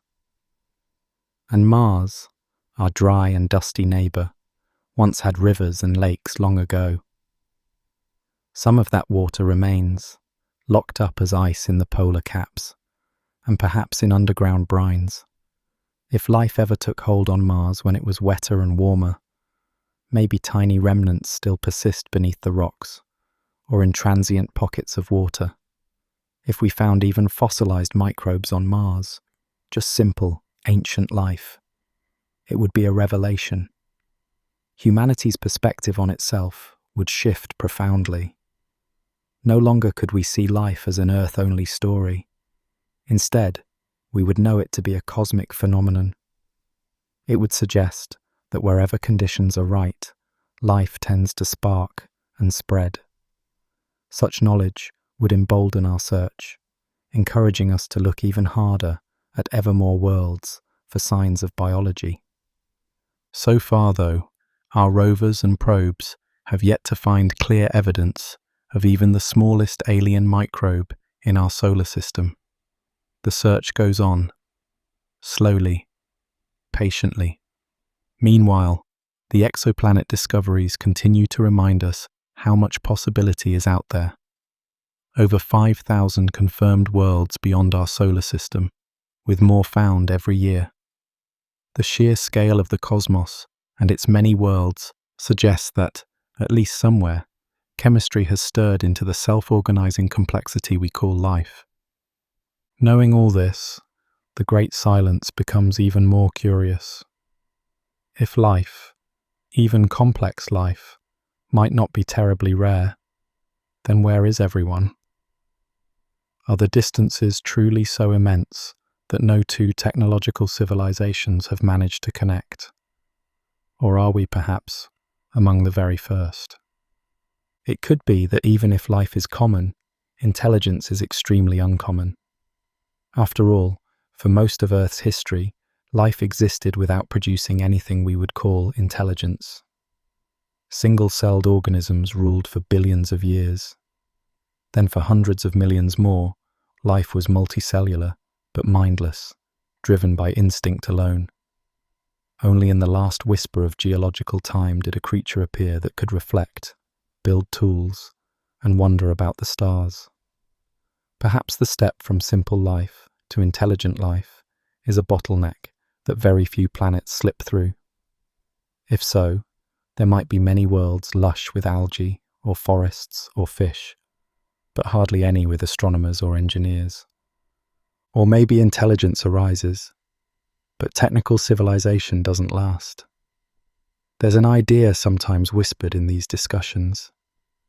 Perhaps a great filter lies in wait for civilizations, an obstacle or self-destruct trigger that few, if any, can survive. It could be self-inflicted, a tendency to consume resources to the point of collapse, or to develop weapons that eventually destroy the civilization. It might be natural, like cataclysmic supervolcanoes, or asteroid impacts, or nearby supernovae, events that periodically reset the clock on thriving worlds. If most civilizations reach a certain point, and then perish or revert, the galaxy could remain quiet, a graveyard of brief sparks that flared and died. In that case, the silence around us might be the quiet after the storm, the hush that follows 100,000 failed beginnings, with we humans as one of the rare, perhaps the first, embers still glowing or yet to be tested by the same trials. These possibilities weigh heavily on the heart. Yet humans are nothing, if not hopeful and resilient. Rather than surrendering to the silence, we actively seek to break it, or at least to understand it. If other minds are out there, perhaps we can find them, or at least send our own greeting into the dark. This desire to connect has driven us to undertake an extraordinary endeavor, to listen for signals from the stars, and even to send messages of our own, hoping someone, somewhere, might be listening. Late at night, on a high plateau, beneath a clear desert sky, the air is still and cool. The Milky Way arches overhead as a misty river of light. In this quiet, a cluster of enormous white radio dishes stands motionless, all tilted toward the heavens. They look like giant ears, listening to the stars. This scene plays out in various forms around the world. Radio telescopes, alone or in arrays, scanning the sky day and night.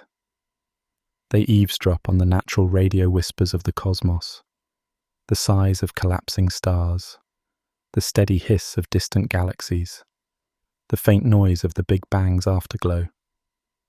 And amidst all that, they search for something that shouldn't be there, a note in the noise that stands out as a deliberate signal. Since the middle of the 20th century, astronomers have been tuning into the cosmos in this way, hoping to catch a stray broadcast from an extraterrestrial intelligence. One of the first such experiments took place in 1960. It was led by a young astronomer named Frank Drake and whimsically named Project Ozma after a character from a fairy tale, a reflection of the sense of wonder behind the effort. At an observatory in West Virginia, a single radio telescope was pointed at a couple of nearby, sun-like stars, listening for any hint of an artificial radio signal. It heard nothing unusual, but that pioneering attempt marked the beginning of a new kind of exploration, one done with ears instead of eyes, with patience instead of rockets. Over the years, this search has grown more sophisticated. Projects like SETI, the search for extraterrestrial intelligence, have expanded the listening campaign, scanning many more stars across a wider range of frequencies. there have been privately funded initiatives and international collaborations, all with the same grand goal: to detect a whisper from another world. Across the globe, many powerful instruments have lent their ears to this quest. The great Arecibo Observatory in Puerto Rico, until its collapse in 2020, spent years quietly surveying the sky for signals. The Very Large Array in New Mexico, with its fleet of dishes working in unison, has listened as well. In California, the dedicated Allen Telescope Array was built to continuously hunt for alien transmissions.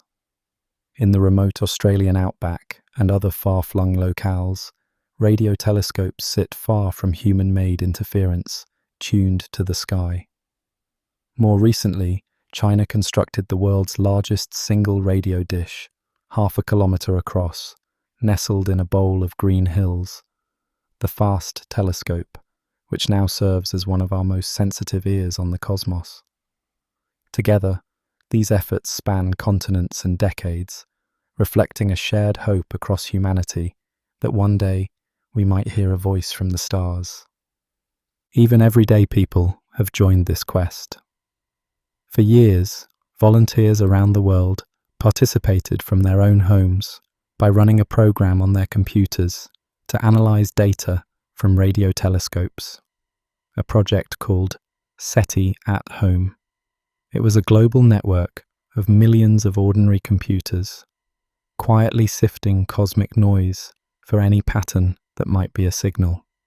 Though SETI at Home has since completed its main work, it stands as a testament to how deeply the desire to answer this question runs. It inspired a worldwide community to collaborate in the search, each person contributing a bit of computing power in the hope of making that epical discovery. Those involved in the search often speak of patience and hope. Many have devoted their entire careers to scanning the skies without a single confirmed signal to show for it. Yet they persist, because the question, "Are we alone?" is so profound that even the faintest possibility of answering it is worth years of effort. Their dedication is a quiet victory of hope and curiosity over disappointment. Every hour of listening, every improvement in our methods, is a gift to the future, raising the chances that someday, if a whisper arrives from the stars, we will be ready to hear it. One iconic moment in this quiet search came on an August night in 1977. At an observatory in Ohio, a radio telescope nicknamed Big Ear was scanning the sky when it recorded a sudden, strong signal coming from a particular patch of sky near the constellation Sagittarius. It lasted just 72 seconds, but it was unlike the usual background noise. When a researcher checked the computer printout, he was so astonished that he scribbled "Wow" in the margin. Ever since, that tantalizing burst has been known as the wow signal. It had some of the hallmarks one might expect from an artificial source, as if a distant transmitter shouted hello for a brief moment. Yet when scientists looked back to that part of the sky later, it was silent. The signal never repeated. To this day, we cannot say for sure what it was. A glitch? An undiscovered natural radio source? Or a fleeting call from an alien beacon that just happened to sweep past Earth? The wow signal remains an enticing mystery, and enigmatic maybe in a sea of silence. In the decades since, there have been other blips and whispers that stirred excitement, if only briefly. Occasionally, a radio telescope picks up something that seems promising, a narrowband spike in frequency, or an unexplained series of pulses. For a moment, hearts race and imaginations ignite. Could this be the long-awaited contact? Then, so far, further investigation finds a mundane cause. In 1967, The first known pulsar, a rapidly spinning neutron star, was detected as a very regular radio pulse. It was so regular that the discoverers half-jokingly dubbed it LGM-1 for Little Green Men 1, considering the possibility it was an alien signal, until they realized nature was playing tricks. More recently, in 2020, a listening project caught an intriguing, faint radio tone, apparently coming from the direction of Proxima Centauri, the same star with that Earth-sized planet. For a time, it defied easy explanation and raised hopes that perhaps our nearest stellar neighbor was signaling us. But after months of careful analysis, scientists concluded it was likely a case of terrestrial interference, a stray signal from human technology that mimicked a cosmic source. Each false alarm, while disappointing, has taught us to refine our methods and filters. We learn to look more carefully, to rule out earthly noise more rigorously, and then we continue the search with undiminished hope. In recent years, our listening tools have grown far more powerful. Large arrays of telescopes can now work together, scanning huge swaths of the sky much faster than before. One notable initiative, called Breakthrough Listen, has provided new resources and technology to survey the Milky Way's heart and thousands of nearby stars across a broad range of frequencies. We are listening more carefully and broadly than at any time in history. And it's not only radio waves we're tuned to. There's also optical SETI, searching for brief but powerful flashes of light, like laser pulses, that an advanced civilization might use to communicate across space. Detectors watch for any sudden optical pulses that can't be explained by natural phenomena like pulsating stars. So far, nothing definitive has caught our eye or ear, but the search is still young. And there are other avenues too. Rather than listening for deliberate messages, we can also look for the telltale footprints of alien technology. Perhaps a distant civilization has built something enormous, like a megastructure around its star to collect energy, a so-called Dyson sphere, which might cause the star's light to dim in peculiar patterns. Or maybe they've altered the chemistry of their planet's atmosphere in ways that wouldn't occur naturally, producing industrial gases or other signatures we could detect. Astronomers keep their eyes open for stars that behave strangely, or planets with puzzling atmospheric readings, just in case these anomalies are the fingerprints of intelligence at work. So far, we haven't spotted anything that clearly shouts artificial, but this techno-signature search widens the net, giving us more chances to find evidence of someone else's handiwork in the cosmos. All the while, as we listen, we also occasionally speak, at least symbolically. We've sent a few deliberate messages across the void, knowing they will take ages to arrive. In 1974, astronomers used the Arecibo telescope to beam a simple, coded message toward a distant star cluster. A brief burst of ones and zeros describing basic information about humanity and Earth. It was more a demonstration than an actual attempt at conversation, since the target is tens of thousands of light years away. We've also launched artifacts like the Voyager Golden Records, which are now sailing out of the solar system.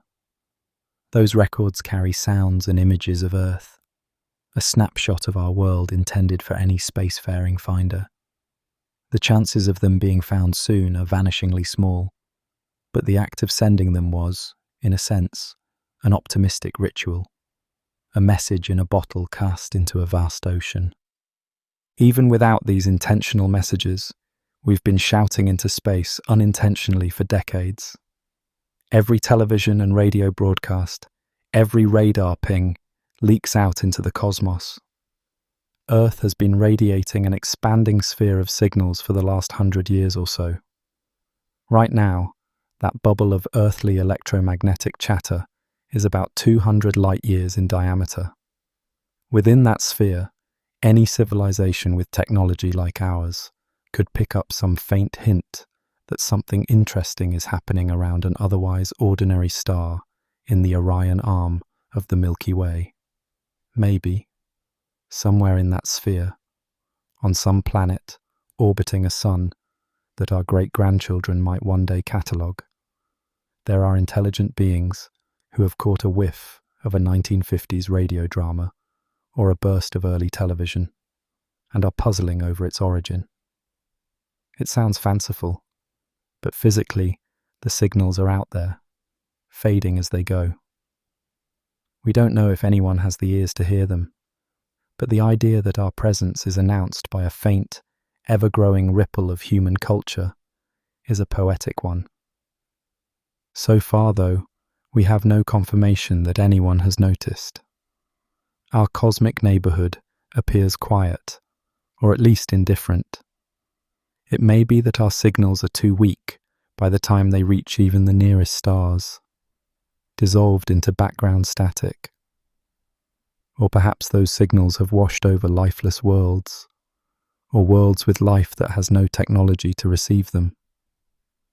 It could even be that someone has noticed but chooses not to reply, for any of the reasons we've pondered: fear, non-interference, or simply a lack of interest in our little blue world.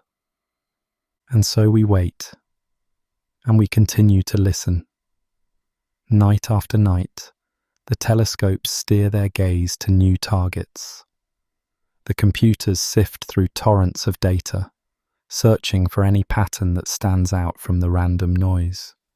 It's a task that requires perseverance on a timescale longer than an individual career, maybe longer than a lifetime.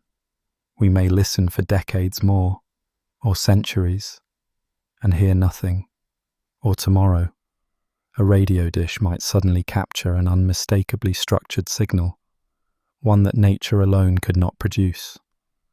In that moment, humanity would know at last that we are not solitary in the universe. One can barely fathom what that moment would bring. Perhaps late one quiet night, a scientist on duty would notice a sequence of blips on the screen that defy any natural explanation. There might be a stunned pause, then a burst of exhilaration as the realization sets in. We are hearing something truly alien. News would race around the globe. People everywhere might step outside and look up at the sky with a profound mix of joy and wonder, knowing that the long silence had finally been broken by a whisper from the stars. That day would forever divide history into the time before and the time after we learned we had company in the cosmos. In the meantime, something fascinating happens regardless of the outcome. In searching for others, we often learn more about ourselves. Each time we ask, "Are we alone?" we are prompted to reflect on what life is, on how special or ordinary our planet might be, and on how we as humans fit into the grand scheme of existence.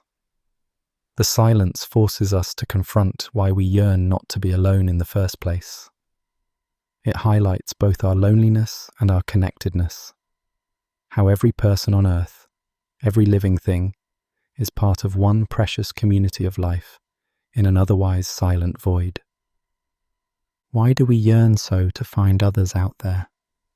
Perhaps because the story of the universe feels incomplete if it contains only us. As one famous storyteller said, if the cosmos is just empty space apart from us, it would feel like an awful waste of space. We dream of a universe where life has many forms and intelligence has many voices. The great silence sometimes feels like it's denying us that dream. Perhaps that is why we have long-spun stories to fill the void. Through books and films, we've imagined countless alien beings, sometimes as wise, benevolent friends, sometimes as mysterious or even menacing visitors. These fictions reveal our hopes and our fears about meeting the unknown. They also comfort us with the idea that, at least in imagination, the universe is brimming with life and adventure. In our collective storytelling, we are not so alone. We have playmates and rivals and teachers in the stars. Those stories keep the spark of possibility alive while we wait for real answers from the sky. The words, "Are we alone?" are simple, but the answer carries the power to change everything, or to confirm something profound about our solitude. Indeed, both possible answers would be astounding in different ways. It's hard to even decide which answer is more emotional. If truly no one else is out there, some may feel a deep loneliness, as though we are a solitary candle shining in a vast, dark cathedral. Yet there is also a subtle pride and purpose in being the only light. It means our existence carries immense weight. If instead the cosmos is full of other life and other minds, we would feel the thrill of knowing we're not alone, a sense of cosmic companionship. But that too comes with a humbling realization. We would be just one small voice in a great cosmic choir, no longer the center of our own story. Either way, the truth, when it comes, will touch the very core of our identity and our place in the universe. If we are alone, then the responsibility to cherish and protect life falls solely on us.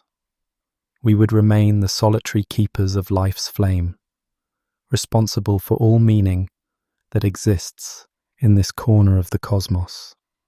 We would have to survive, thrive, and carry the story forward. Because if we fail, it's not just one species or one planet that fails, but potentially the only flicker of consciousness in a vast darkness. Knowing that would imbue our every action with immense significance. We might come to see ourselves, as some thinkers have suggested, as the universe's way of knowing itself, a tiny fragment of the cosmos that can reflect on the whole. In a silent universe, that is a role both majestic and daunting. If we are not alone, if out there, scattered among the stars, are other thinking beings, then our perspective is no longer unique. We would be one among many. Such a discovery could be profoundly humbling. We might finally have someone to share cosmic insights with, someone to help us understand things far greater than ourselves, or to challenge us to grow beyond our infancy as a civilization. It could unite humanity with a new sense of purpose, knowing that we're part of a larger community of life. Or it could present new challenges as we learn to understand truly alien cultures and ways of thinking.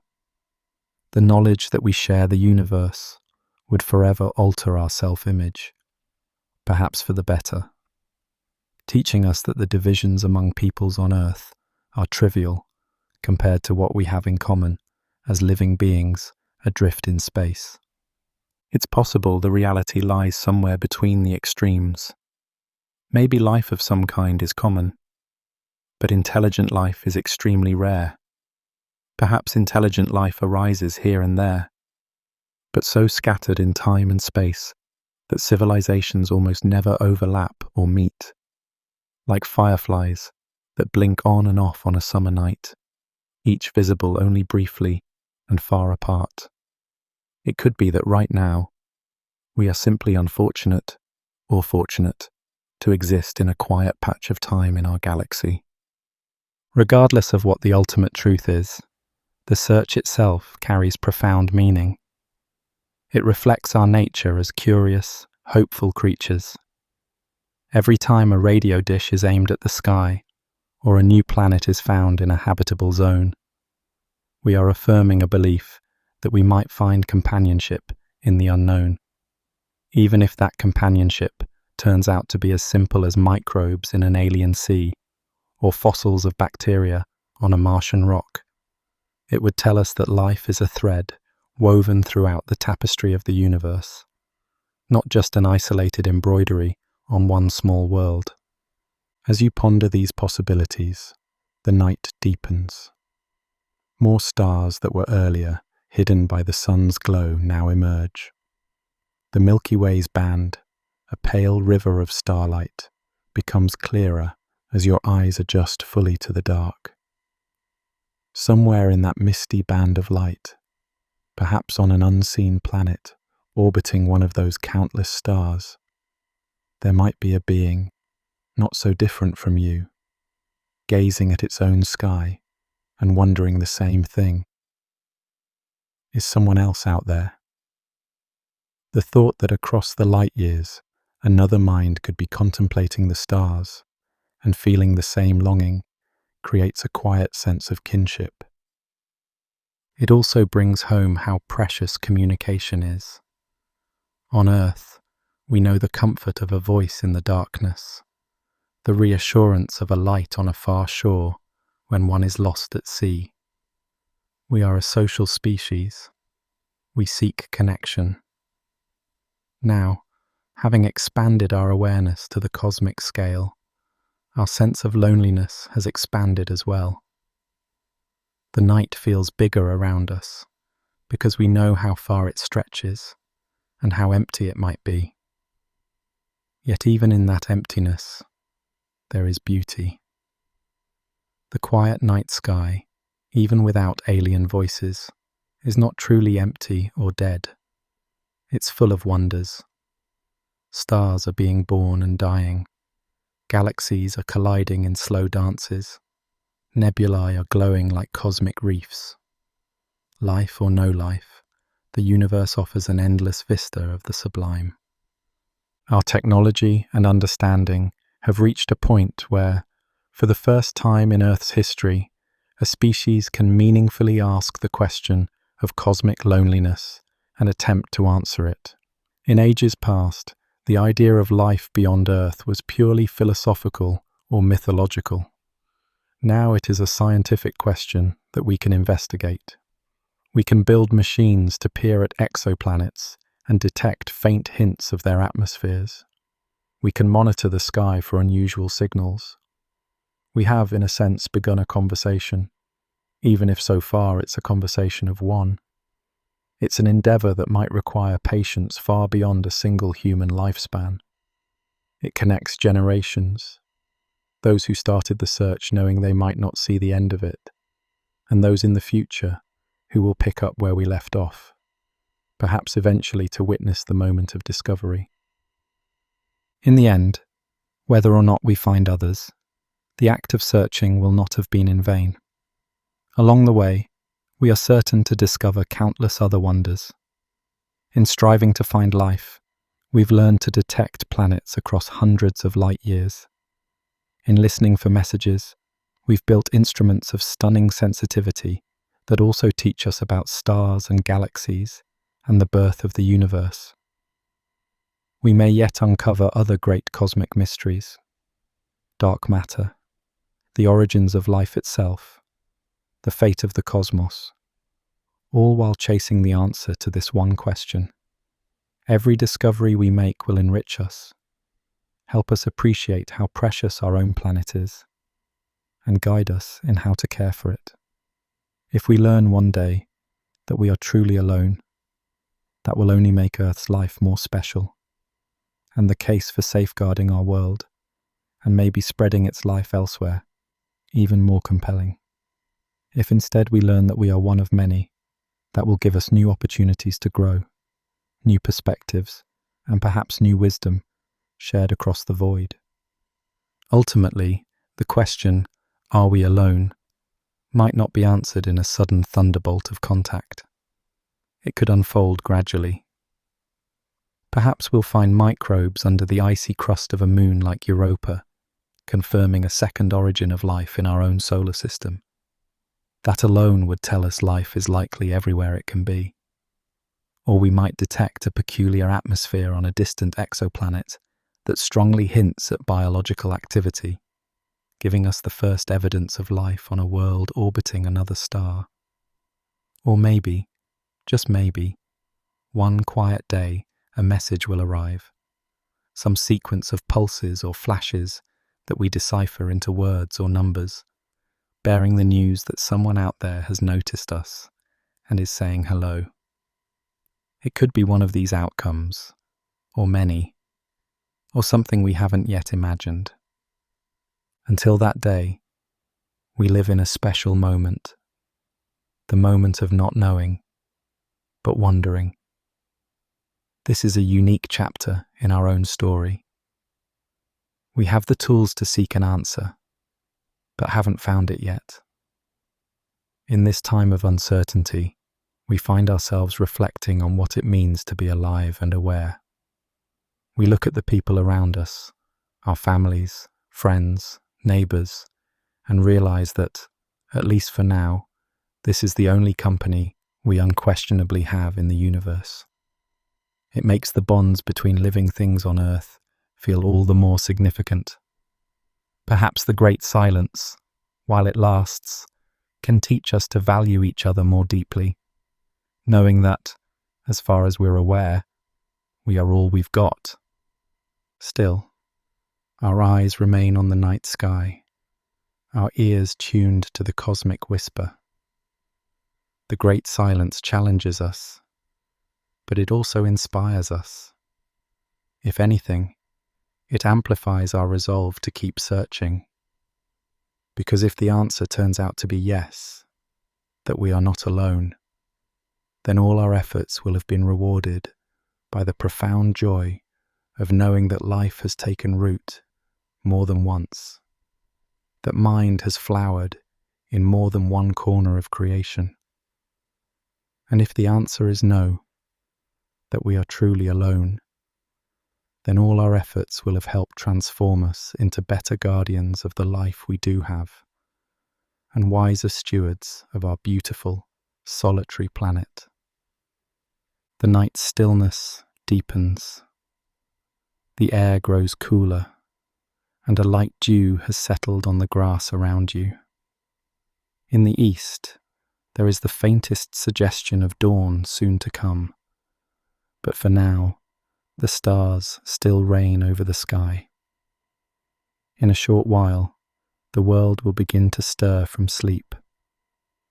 Yet at this moment, the universe feels intimate and near, its mysteries close enough to touch with the imagination. Under this vast celestial canopy, the question, "Are we alone?" remains unanswered, glowing softly like a distant nebula.